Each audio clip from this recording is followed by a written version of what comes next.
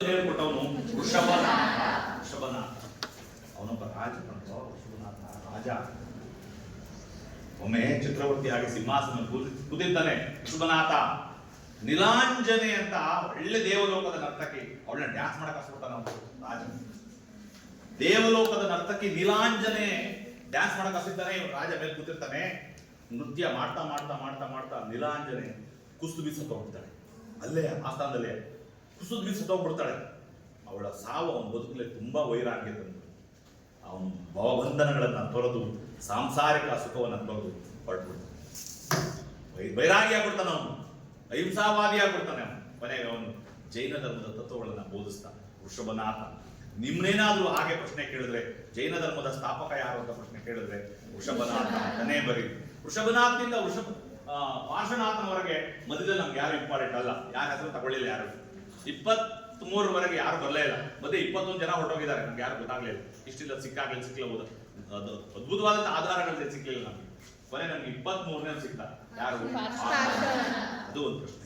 ಜೈನ ಧರ್ಮದ 23ನೇ ತೀರ್ಥಂಕರ ಯಾರು? ಯಾರು? Very important. ಜೈನ ಧರ್ಮದ 24ನೇ ತೀರ್ಥಂಕರ ಯಾರು? ವರ್ಧಮಾನ ಮಹಾವೀರ. 24. ನೀವು ಯಾವುದೇ ಕಾರಣಕ್ಕೂ ವರ್ಧಮಾನ ಮಹಾವೀರರನ್ನ ಜೈನ ಧರ್ಮದ ಸ್ಥಾಪಕ ಅಂತ ಅನ್ಕೊಳ್ಳಬೇಡಿ, ಬರೀಲೂಬೇಡಿ. ಜೈನ ಧರ್ಮದ 24ನೇ ತೀರ್ಥಂಕರ ಯಾರು ಅಂದ್ರೆ ವರ್ಧಮಾನ ಮಹಾವೀರ. ವರ್ಧಮಾನನು ಎಲ್ಲಿ ಜನಿಸಿದನು? ಕುಂದಗ್ರಾಮ. ವರ್ಧಮಾನ ಜನಿಸಿದಲ್ಲಿ ಕುಂದಗ್ರಾಮ, ಬಿಹಾರದಲ್ಲಿ ಕುಂದಗ್ರಾಮ ಅಂತ ಕರೀತಾರೆ. ಕುಂದಗ್ರಾಮ ಅಲ್ಲಿ ಜನಿಸ್ತಾನೆ ವರ್ಧಮಾನ. 3 ಊರು ಇಂಪಾರ್ಟೆಂಟ್ ವರ್ಧಮಾನನಿಗೆ. 3 ಊರುಗಳು. ವರ್ಧಮಾನ ಹುಟ್ಟಿದ್ದು ಕುಂದಗ್ರಾಮದಲ್ಲಿ. ವರ್ಧಮಾನನಿಗೆ ಜ್ಞಾನೋದಯ ಆದದ್ದು ಜೃಂಬಿಕಾ ಗ್ರಾಮ. 2 ಗ್ರಾಮಗಳೇ, ಒಂದು ಕುಂದಗ್ರಾಮ, ಮತ್ತೊಂದು ಜೃಂಬಿಕಾ ಗ್ರಾಮ. ವರ್ಧಮಾನ ಎಲ್ಲಿ ನಿರ್ಮಾಣ ಹೊಂದಿದ ಒಂದು ವೆರಿ ಇಂಪಾರ್ಟೆಂಟ್ ಪ್ರಶ್ನೆ ಇದೆ. ಬಿಹಾರದ ಭಾವ. 3 ಊರು ನೆನ್ಪಿಟ್ಕೊಳ್ರಿ, 3 ಊರು. ಒಂದು ಕುಂದಗ್ರಾಮ, ಮತ್ತೊಂದು ಜೃಂಬಿಕಾ ಗ್ರಾಮ, 3 ಭಾವ. ವರ್ಧಮಾನ ಬಗ್ಗೆ ಏನಾದ್ರು ಕೇಳ್ಕೊಳ್ಳಿ. ವರ್ಧಮಾನ ಎಲ್ಲಿ ಜ್ಞಾನೋದಯವನ್ನು ಪಡೆದನು? ಜೃಂಬಿಕಾ ಗ್ರಾಮದಲ್ಲಿ. ವರ್ಧಮಾನನು ಎಲ್ಲಿ ಜನಿಸಿದನು? ಕುಂದಗ್ರಾಮದಲ್ಲಿ. ವರ್ಧಮಾನ ಎಲ್ಲಿ ನಿರ್ಮಾಣ ಹೊಂದಿದನು? ಸಾವನ್ನ, ನಿಧನವನ್ನ ಎಲ್ಲಿ ಸತ್ತೋದ ಅಂತ ಬರೆಯಲು ಕೇಳ ನನಗೆ. ಎಲ್ಲಿ ನಿಧನ ಹೊಂದದಂತ ಕೇಳೋದೇ ಇಲ್ಲ. ಬುದ್ಧ ಮತ್ತು ಮಹಾವೀರ ಎಲ್ಲಿ ನಿರ್ವಾಣ ಹೊಂದಿದರು ಅಂದ್ರೆ ದೇವರಲ್ಲಿ ಲೀನ ಆದ್ರು ಅಂತ. ನಿರ್ವಾಣ ಹೊಂದಿದವರು ಅಂದ್ರೆ ವರ್ಧಮಾನ ಹೊಂದಿದ್ದು ಬಿಹಾರದ ಭಾವ ಎಂಬುದು. ಭಾವ ಎಂಬುದು. ವರ್ಧಮಾನ ಕೈವಲ್ಯ ಜ್ಞಾನವನ್ನ ಪಡೆದ. ಕೈವಲ್ಯ ಜ್ಞಾನವನ್ನ ಪಡೆದ ದೆಸೆಯಿಂದ ವರ್ಧಮಾನನಿಗೆ ಕೇವಲಿನ್ ಅಂತ ಕರೆದರು. ಕೇವಲಿನ್ ಅದೊಂದು ಸರ್ವಜ್ಞನ ಜ್ಞಾನ. ಹಾಗಾಗಿ ಕೇವಲಿನ್ ಅಂತ ಕರೆದವನು. ಅವನು ಜಿನನಾದ. ಜಿನ ಎಂದರೆ ಆಸೆಗಳನ್ನ ಗೆದ್ದವನು ಎಂದರ್ಥ, ಆಸೆಗಳನ್ನ ನಿಗ್ರಹಿಸಿದವನು ಎಂದರ್ಥ. ಅದಕ್ಕೆ ಅವನ ಅನುಯಾಯಿಗಳನ್ನ ಜೈನರ. ಸುಮ್ಮನೆ ಜೈನ ಅಂತ ಕರೆಯಲಿಲ್ಲ. ಜಿನ ಅಂದ್ರೆ ಏನು? ಮೋಹಗಳನ್ನ ತೊರೆದವನು, ಆಸೆಗಳನ್ನ ಗೆದ್ದವನು ಅಂತ, ಆಸೆಗಳನ್ನ ನಿಗ್ರಹಿಸಿದವನು ಅಂತ. ಅದಕ್ಕೆ ಅವನನ್ನ ಜಿನನಾದ, ಅವನ ಅನುಯಾಯಿಗಳನ್ನ ಜೈನರು ಅಂತ ಕರೆದ. ಅದಕ್ಕೆ ಅವ್ರು ಬೋಧನೆ ಮಾಡಿದ ಧರ್ಮ ಏನಾಯ್ತು ಕೊನೆಗೆ? ಜೈನ ಧರ್ಮ ಅಂತ. ಅಷ್ಟನ್ನ ವರ್ಧಮಾನನ ಬಗ್ಗೆ ಬರೀ. ತಪ್ಪಿ ಏನಾದ್ರೂ ಅವನು ಗೌತಮ ಬುದ್ಧನ ಪ್ರಶ್ನೆ ಕೇಳಿದೆ, ಅಶೋಕನ ಜೀವನ ಮತ್ತು ಸಾಧನೆಗಳನ್ನು ತಿಳಿಸಿ ಗುಪ್ತರ ಯುಗವನ್ನ ಸುವರ್ಣ ಯುಗ ಎಂದು ಏಕೆ ಕರೆಯುತ್ತಾರೆ ಅಂತ 2 ಪ್ರಶ್ನೆ 10 ಅಂಕದ ಏನಾದ್ರು ಕೇಳ್ಬಿಟ್ರೆ, ವರ್ಧಮಾನ ಮಹಾವೀರ ಗೌತಮ ಬುದ್ಧನನ್ನ ಕೇಳದೆ ಹೋಗ್ಬಿಟ್ರೆ ನಿಮ್ಗೆ ಗೌತಮ ಬುದ್ಧನ ಬಗ್ಗೆ ಪ್ರಶ್ನೆ ಕೇಳ್ತಾನೆ 1 ಅಂಕ ಮತ್ತು 2 ಅಂಕ ತಾವು ಹಾಕೊಂಡ್ಬಿಡ್ತಾನೆ. ಹೇಳೋದಾಗ್ತಿದೆಯಾ? 10 ಅಂಕದ 3 ಪ್ರಶ್ನೆಗಳಿವೆ. 10 ಅಂಕದ 3 ಪ್ರಶ್ನೆ. ಒಂದು ಗೌತಮ ಬುದ್ಧನ ಜೀವನ ಮತ್ತು ಬೋಧನೆಯನ್ನು ತಿಳಿಸಿ. ಒಂದು ಅಶೋಕನ ಜೀವನ ಮತ್ತು ಸಾಧನೆಯನ್ನು ತಿಳಿಸಿ. 3 ಗುಪ್ತರ ಯುಗವನ್ನ ಸುವರ್ಣ ಯುಗವೆಂದು ಏಕೆ ಕರೆಯುತ್ತಾರೆ. 3 ಪ್ರಶ್ನೆಗಳಿವೆ. ಅವನು ಗೌತಮ ಬುದ್ಧನನ್ನ ಬಿಟ್ಬಿಟ್ರೆ 1 ಅಂಕ ಪ್ರಶ್ನೆ ಗೌತಮ ಬುದ್ಧನ್ ಕೇಳ್ತಾನೆ. ಆಗ ಗೌತಮ ಬುದ್ಧನ ಬಗ್ಗೆ ಏನೇನು ಓದ್ಕೋಬೇಕು ನೀವು? ಗೌತಮ ಬುದ್ಧನು ಎಲ್ಲಿ ಜನಿಸಿದನು? ಈಗ ಅದು ನೇಪಾಳದಲ್ಲಿದೆ. ಅವತ್ತು ಭಾರತದಲ್ಲೇ ಇತ್ತು, ಬೃಹದ್ ಭಾರತದಲ್ಲಿತ್ತು. ಈಗ ನೇಪಾಳದಲ್ಲಿದೆ. ಲುಂಬಿನಿ ವನ. ಬುದ್ಧ ಅಂತ ಹೆಸರು ನಮ್ಗೆ ಇರಲಿಲ್ಲ. ಬುದ್ಧನ ಮೊದಲ ಹೆಸರೇನು? ಬಹಳ ಜನ ಸಿದ್ಧಾರ್ಥ ಜಗತ್ತು ಬದುಕೇ ಹಾಕೊಂಡು ಸಿದ್ಧಾರ್ಥ ಅಂತ ಹೆಸರಿಕೊಂಡೆಲ್ಲ ಹೋಗ್ಬಿಟ್ರು ಬೇಗ ಅಲ್ವಾ? ರಾಜ್ಕುಮಾರ ಸಿನಿಮಾದಲ್ಲಿ ಪುನೀತ್ ರಾಜ್ಕುಮಾರ್ ಸಿದ್ಧಾರ್ಥ ಅಂತ ಹೆಸರು ಕೊಟ್ಟರು. ಅವನು ಸತ್ತೋದ. SM ಕೃಷ್ಣಳ್ಳಿಯ ಸಿದ್ಧಾರ್ಥ ಅಂತ ಇದ್ದ. ಮಂಗಳೂರು ಹತ್ರ ವಾಚಲನ್ನು ಸೇತುವೆ ಮೇಲೆ ಬಿಚ್ಚಿಟ್ಬಿಟ್ಟು ನದಿ ಮುಂದೆ ಸತ್ತೋಗ್ಬಿಟ್ಟ. SM ಕೃಷ್ಣ ಅವ್ರ ಹಳ್ಳಿಯ ಕಾಫಿ ಡೇ ಓನರ್ ಸಿದ್ಧಾರ್ಥ. ತವರು ಯಾವುದು ಆಲುಂಡ ತವರಿನಲ್ಲಿ ವಿಷ್ಣುವರ್ಧನ್ ಹೆಸರು ಸಿದ್ಧಾರ್ಥ. ಆ ಸಿನಿಮಾದಲ್ಲಿ ಸತ್ತೋಯ್ತಾನೆ. ನಿಜ ಹೇಳ್ತೀರಾ, ಹಾಗೆ ಹೆಸರಿಟ್ಕೊಂಡು ತುಂಬಾ ಜನ ಬದುಕಲೇ ಇಲ್ಲ, ಬಹಳ ಜನ. ಹಂಗಂತ ನಿಮ್ಮ ಮನೆಯವ್ರಿಗೆ ಯಾರು ಇಡಕೋಬೇಡಿ, ಮನೆಯಲ್ಲಿ ಮುಂದೆ ಫ್ಯೂಚರ್ ಹೋಗ್ಲಿ ಬಿಡಿ. ಬುದ್ಧನ ಮೂಲ ಹೆಸರೇನು? ಭಾರತ. ಗೌತಮ ಬುದ್ಧನು ಎಲ್ಲಿ ಜನಿಸಿದನು? ಗೌತಮ ಬುದ್ಧನಿಗೆ ಎಲ್ಲಿ ಜ್ಞಾನೋದಯವಾಯಿತು? ಗಯಾ, ನಾಟ್ ಗಾಯ.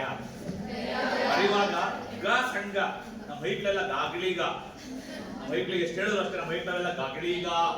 ಗಾಯ ಇಲ್ಲ, ಗಾಯ ಇಲ್ಲ, ಗಯಾ. ಅದು ಬಿಹಾರದಲ್ಲಿದೆ. ಗಯಾ, ಬಿಹಾರದ ಗಯಾ ಎಂಬಲ್ಲಿ, ಗಯಾ ಎಂಬಲ್ಲಿ. ಅದರಲ್ಲಿ ಬಹಳ ಇಂಪಾರ್ಟೆಂಟ್ ಪ್ರಶ್ನೆ, ಬುದ್ಧ ತನ್ನ ಮೊದಲ ಪ್ರವಚನಗಳನ್ನ ಎಲ್ಲಿ ನೀಡಿದನು? ಎಲ್ಲಿ? ಸಾರನಾಥದ ಜಿಂಕೆಯು. 11 ಜನ ಶಿಷ್ಯರಿರ್ತಾರೆ, 11 ಜನ ಶಿಷ್ಯರು. ಅವನಿಗೆ ತಪಸ್ಸು ಹೋಗೋಕ್ಕಿಂತ ಮೊದಲು ಊಟ ಕೊಟ್ಟಿದ್ದಲ್ಲ, ಅವಳು ಇರ್ತಾಳೆ ಸುಜಾತ, ಪ್ರಸಾದ ಕೊಟ್ಟವಳು, ಅವಳು ಕೂತ್ಕೋತಾನೆ. ಸುಜಾತ ಅಪ್ಪನ ಕೂತ್ಕೋತಾನೆ. ಕಿಸಾ ಗೌತಮಿ ಇರ್ತಾಳೆ, ಆನಂದ ಇರ್ತಾನೆ, ಮೊಗ್ಗದೇ ಪುತ್ರ ತುಂಬಾ ಜನ ಇರ್ತಾರೆ. ಅವರೆಲ್ಲರನ್ನು ಕೂಡಿಸ್ಕೊಂಡು ಸಾರನಾಥದ ಜಿಂಕೆ ವನದಲ್ಲಿ ತನ್ನ ಮೊದಲ ಪ್ರವಚನಗಳನ್ನ ಉಪದೇಶಿಸಿದ, ಹೇಳಿದ ಗೌತಮ ಬುದ್ಧ. ಬುದ್ಧ ಎಂದರೆ ಜ್ಞಾನವನ್ನು ಪಡೆದವನು ಎಂದರೆ, ಅದು ನೆನ್ಪಿಟ್ಕೋಬೇಕು. ಬುದ್ಧ ಅಂದ್ರೆ ಏನು? ಸುಮ್ಮನೆ ಬುದ್ಧ ಬುದ್ಧ. ಅವನನ್ನ ಸಾಕಿದ್ದು ಅವರ ಚಿಕ್ಕಮ್ಮ ಪ್ರಜಾಪತಿ ಗೌತಮಿ. ಪ್ರಜಾಪತಿ ಗೌತಮಿ, ಅದಕ್ಕೆ ಅವಳ ಹೆಸರನ್ನ ಅವನು ಸೇರಿಸ್ಕೊಂಡ ಗೌತಮ ಬುದ್ಧ. ಯಾಕೆಂದ್ರೆ ಬುದ್ಧ ಹುಟ್ಟಿದ 7ನೇ ದಿನಕ್ಕೆ ಅವನ ತಾಯಿ ಮಾಯಾದೇವಿ ನಿಧನ ಹೊಂದಿದ್ರು. ಅದು ಚೆನ್ನಾಗಿ ಓದ್ಕೋಬೇಕು ನೀವು. ಗೌತಮ ಬುದ್ಧನ ಜೀವನಕ್ಕೆ 5 ಮಾರ್ಕ್ಸ್, ಬೋಧನೆಗೆ 5 ಮಾರ್ಕ್ಸ್. ಟೈಪ್ ಸಿಕ್ಕ ನಾನು ಹೇಳ್ತೀನಿ. ಹಾಗಾಗಿ ಅಷ್ಟನ್ನ ಓದ್ಕೋಬೇಕು ಗೌತಮ ಬುದ್ಧನ ಬಗ್ಗೆ. ಯಾವ್ದನ್ನ ಅವನು ಎಲ್ಲಿ ನಿರ್ವಾಣ ಹೊಂದಿದನು? ಸಾರನಾಥದ ಜಿಂಕೆವನದಲ್ಲಿ ಅವನು ಮೊದಲ ಸಂದೇಶಗಳನ್ನು ಹೇಳಿದರೆ, ಎಲ್ಲಿ ನಿರ್ವಾಣ ಹೊಂದದ ಮುಖ್ಯ? ಅವನು ಉತ್ತರ ಪ್ರದೇಶದ ಶ್ರೀನಗರದಲ್ಲಿ ನಿರ್ವಾಣವನ್ನ ಹೊಂದಾನೆ. Very important. ಬುದ್ಧನನ್ನ ಜನ ತಥಾಗತ ಅಂತ ಕರೆದರು. ತಥಾಗತ ಅಂತ. ತಥಾಗತ ಎಂದರೆ ಸತ್ಯವನ್ನು ಅರಿತವನು ಎಂದರ್ಥ. ಬುದ್ಧ ಎಂದರೆ ಜ್ಞಾನವನ್ನ ಪಡೆದವನು, ತಥಾಗತ ಎಂದರೆ ಸತ್ಯವನ್ನ ಅರಿತವನು.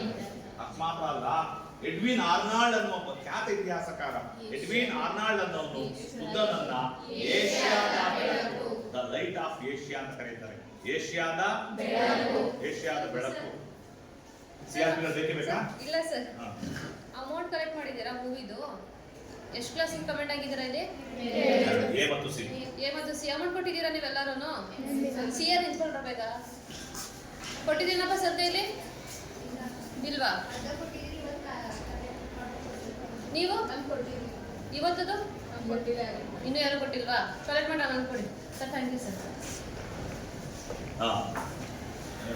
ತಥಾಗತ ಎಂದು ಯಾರು ಎಡ್ವಿನ್ ಆರ್ನಾಲ್ಡ್ ಅನ್ನೋನು ಬುದ್ಧನನ್ನ ಏಷ್ಯಾದ ಬೆಳಕು, ಲೈಟ್ ಆಫ್ ಏಷ್ಯಾ ಅಂತ ಕರೀತಾರೆ. ಏಷ್ಯಾ ಬೆಳಕು ಅಂತ ಹೇಳಿ ಕರೆದ್ರು. ಅಷ್ಟು 1 ಅಂಕದ ಪ್ರಶ್ನೆ ಬುದ್ಧನ ಬಗ್ಗೆ ಪ್ರಶ್ನೆ ಇಲ್ಲದೆ ಇದ್ರೆ ಮಾತ್ರ ಹೇಳ್ತಿರೋದು ನಾನು. 10 ಅಂಕದ ಪ್ರಶ್ನೆಗೆ ಗೌತಮ ಬುದ್ಧ ಇದ್ರೆ ಇದು ಬರೋದು ಕಷ್ಟ, ಕಡಿಮೆ. ಇಷ್ಟು 1 ಅಂಕದ ಪ್ರಶ್ನೆ. ಹೊಸ ಧರ್ಮಗಳ ಉದಯಕ್ಕೆ ಹೋಗ್ಕೋಬೇಕು. ನೆಕ್ಸ್ಟ್ ಬಂದ್ರೆ ಅತ್ಯಂತ ಪ್ರಮುಖವಾದ ಇತಿಹಾಸ ಮೌರ್ಯರು. ಅಲ್ಲಿ ಬಹುಶಃ 17-20 ಪ್ರಶ್ನೆಗಳು 1 ಅಂಕದಿರ್ಬೋದು. ಅದರಲ್ಲಿ 17 ಪ್ರಶ್ನೆಗಳು 1 ಅಂಕದಿರ್ಬೋದೇನೋ. 11 ಪ್ರಶ್ನೆ 2 ಅಂಕದಿರ್ಬೋದು. 11 ಪ್ರಶ್ನೆ, ಅಷ್ಟು ಪ್ರಶ್ನೆಗಳು ಮೌರ್ಯರಲ್ಲಿದೆ. ಮೌರ್ಯರು ಯಾವ ಪ್ರಶ್ನೆ ಬೇಕು? ಯಾಕೆಂದ್ರೆ ಮೌರ್ಯರು ಕೇಳೋ ಸಾಧ್ಯ ಇರೋದು 5 ಅಂಕ ಪ್ರಶ್ನೆಗೆ ಅಪರೂಪ. ಚಂದ್ರಗುಪ್ತ ಮೌರ್ಯನ ಸಾಧನೆಯನ್ನು ತಿಳಿಸಿ ಅಂತ ಕೇಳ್ಬೋದು, ಹೇಳಿದ್ರೆ ಬಿಟ್ಬಿಡ್ಬೋದು. ಹಾಗಾಗಿ ಮ್ಯಾಕ್ಸಿಮಮ್ 2 ಅಂಕದ ಮತ್ತು 1 ಅಂಕ ಪ್ರಶ್ನೆ ಮೌರ್ಯರ ಬಗ್ಗೆ ಇದೆ.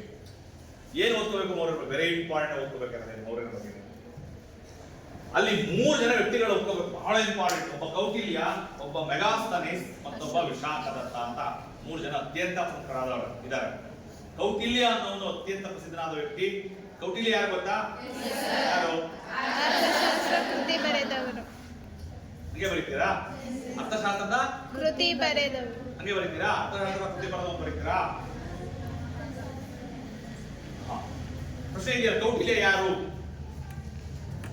ಸರಿಯಾದ ಉತ್ತರ ಬರೀಬೇಕು ನೀವು. ಪ್ರಾಚೀನ ಭಾರತದ ಶ್ರೇಷ್ಠ ರಾಜನೀತಿಜ್ಞ ಬರೀಬೇಕು. ಪ್ರಾಚೀನ ಭಾರತದ ಶ್ರೇಷ್ಠ ರಾಜನೀತಿಜ್ಞ ಕೌಟಿಲ್ಯ ಯಾರು? ಪ್ರಾಚೀನ ಭಾರತದ ಶ್ರೇಷ್ಠ ರಾಜನೀತಿಜ್ಞ. ನಾನೇ ಆ ಪಾಠ ಬರ್ತಿರೋದು ನಿಮ್ಮ ಗೈಡಲ್ಲಿ, ಹಂಗೆ ಬರ್ತಿದ್ದೀನಿ. ಪ್ರಾಚೀನ ಭಾರತದ ಹೆಸರಾಂತ ರಾಜನೀತಿಜ್ಞ ಅಥವಾ ಶ್ರೇಷ್ಠ ರಾಜನೀತಿಜ್ಞ ಅಂತ ಬರೀಬೇಕು. ಕೌಟಿಲ್ಯ ಯಾರು? ಮೆಗಾಸ್ತನೀಸ್ ಯಾರು ಅಂತ ಪ್ರಶ್ನೆ ಕೇಳಿದ್ರೆ ಗ್ರೀಕ್ ರಾಯಭಾರಿ. ಗ್ರೀಕ್ ರಾಯಭಾರಿ ಅಂತ ಒಂದು ಮಾತು. ಚಂದ್ರಗುಪ್ತ ಮೌರ್ಯನ ಆಸ್ಥಾನಕ್ಕೆ ಬಂದ ಗ್ರೀಕ್ನ ರಾಯಭಾರಿ ಅಂತ ಬರೀಬಹುದು.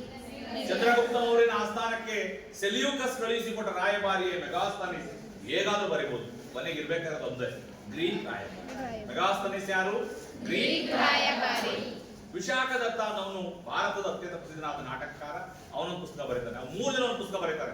ಅದು ಒಂದು ಅಂತ ಪ್ರಶ್ನೆಗೆ ಕೌಟಿಲ್ಯನ ಅರ್ಥಶಾಸ್ತ್ರ, ಮೆಗಾಸ್ತನೀಸನ ಇಂಡಿಕಾ, ವಿಶಾಖದತ್ತನ ಮುದ್ರಾ ರಾಕ್ಷಸ. 3 ನೆನಪಿಟ್ಕೊಳ್ಳಿ. ಕೌಟಿಲ್ಯನ ಅರ್ಥಶಾಸ್ತ್ರ, ವಿಶಾಖದತ್ತನ ಮುದ್ರಾ ರಾಕ್ಷಸ, ಮೆಗಾಸ್ತನೀಸನ ಇಂಡಿಕಾ. ಇವು 3 ಬಹಳ ಇಂಪಾರ್ಟೆಂಟ್. ಮೌರ್ಯರ ಇತಿಹಾಸವನ್ನು ತಿಳಿಸುವ ಯಾವುದಾದರೂ 2 ಸಾಹಿತ್ಯ ಕೃತಿಗಳನ್ನ ಹೆಸರಿಸಿ, ಯಾವುದಾದರೂ 2 ಆಧಾರಗಳನ್ನು ಹೆಸರಿಸಿ, ಅಲ್ಲೂ ಅದನ್ನೇ ಬರೀಬಹುದು. ಮೌರ್ಯ ಸಾಮ್ರಾಜ್ಯದ ಸ್ಥಾಪಕ ಯಾರು ಪ್ರಶ್ನೆ ಕೇಳ್ತಾರೆ. ಚಂದ್ರಗುಪ್ತ ಮೌರ್ಯ. ಸಾಮಾನ್ಯ ಶಕೆ ಪೂರ್ವ 320ರಲ್ಲಿ ಚಂದ್ರಗುಪ್ತ ಮೌರ್ಯ ಈ ಮೌರ್ಯ ಸಾಮ್ರಾಜ್ಯವನ್ನ ಸ್ಥಾಪನೆ ಮಾಡಿದ. ಚಂದ್ರಗುಪ್ತ ಮೌರ್ಯ ಸಾಶಾಪು 320ರಲ್ಲಿ. ಮೌರ್ಯರ ರಾಜಧಾನಿ ಯಾವುದು? ವೆರಿ ಇಂಪಾರ್ಟೆಂಟ್ ಪ್ರಶ್ನೆ. ಈಗ ಅದನ್ನ ಪಾಟ್ನಾ ಅಂತ ಕರೀತಾರೆ. ಪಾಟ್ನಾ ಇವತ್ತಿಗೆ ಅದು ಪಾಟಲಿಪುತ್ರವನ್ನ ಪಾಟ್ನಾ ಬಿಹಾರದ ರಾಜಧಾನಿ ಪಾಟ್ನಾ ಅಂತ ಕರೀತಾರೆ. ಹಿಂದೆ ಪಾಟಲಿಪುತ್ರ ಮೌರ್ಯರ ರಾಜಧಾನಿ. ಮೌರ್ಯರ ರಾಜಲಾಂಛನ ಯಾವುದು ಅಂತ ಪ್ರಶ್ನೆ ಕೇಳ್ತಾರೆ. ಧರ್ಮಚಕ್ರ. ಅವರೆಲ್ಲ ಬುದ್ಧನ ಅನುಯಾಯಿಗಳು, ಹಾಗಾಗಿ ಧರ್ಮಚಕ್ರವನ್ನ ಮೌರ್ಯರ ರಾಜಲಾಂಛನವಾಗಿ ಹೊಂದಿದ್ರು. ಅರ್ಥ ಆಗಿದೆಯಾ? Very important. ಚಂದ್ರಗುಪ್ತ ಮೌರ್ಯನಿಂದ ಸೋಲಿಸಲ್ಪಟ್ಟ ಗ್ರೀಕ್ನ ದೊರೆ ಯಾರು ಅಂತ ಪ್ರಶ್ನೆ ಕೇಳ್ತಾರೆ. ಚಂದ್ರಗುಪ್ತ ಮೌರ್ಯನಿಗೂ ಗ್ರೀಕ್ನ ದೊರೆ ಸೆಲ್ಯೂಕಸ್ ಯುದ್ಧ ಆಗುತ್ತೆ. ಸೆಲ್ಯೂಕಸ್ನನ್ನ ಚಂದ್ರಗುಪ್ತ ಮೌರ್ಯ ಸೋಲಿಸ್ತಾನೆ. ಕೊನೆಗೆ ಸೆಲ್ಯೂಕಸ್ನ ಮಗಳನ್ನ ಮದುವೆ ಮಾಡ್ತಾನೆ.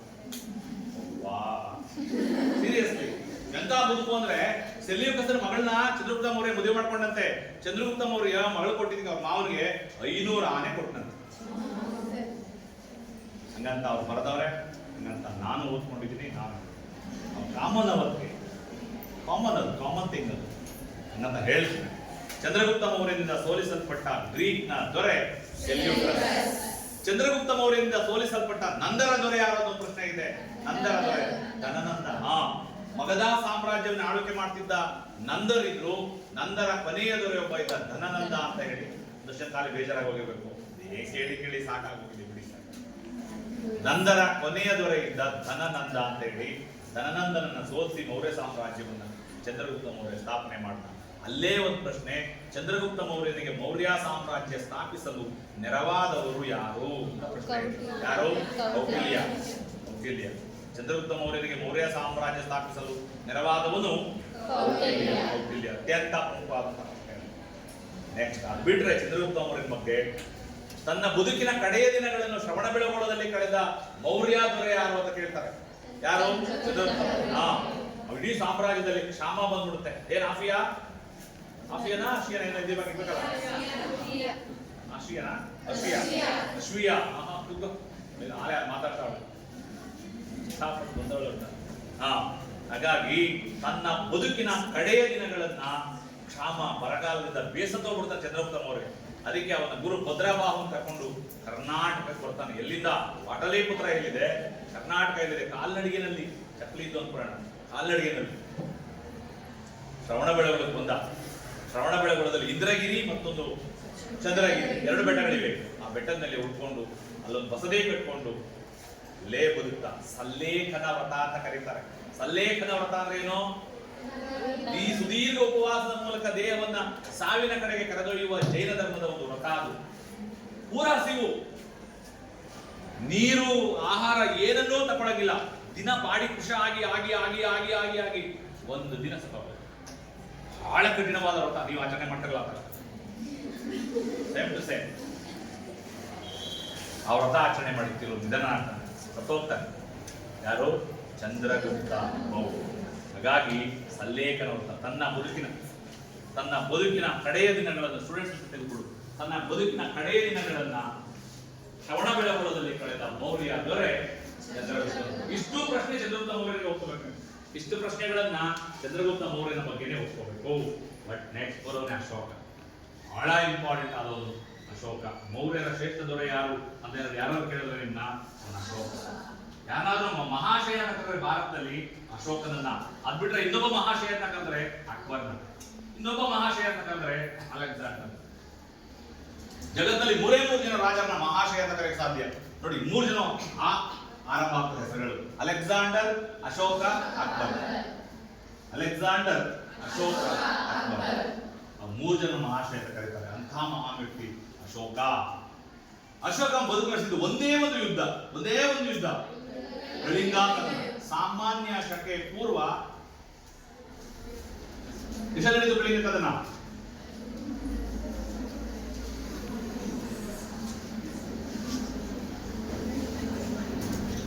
ಕಳಿಂಗ ಕದನ ಎಷ್ಟು ನಡೀತು?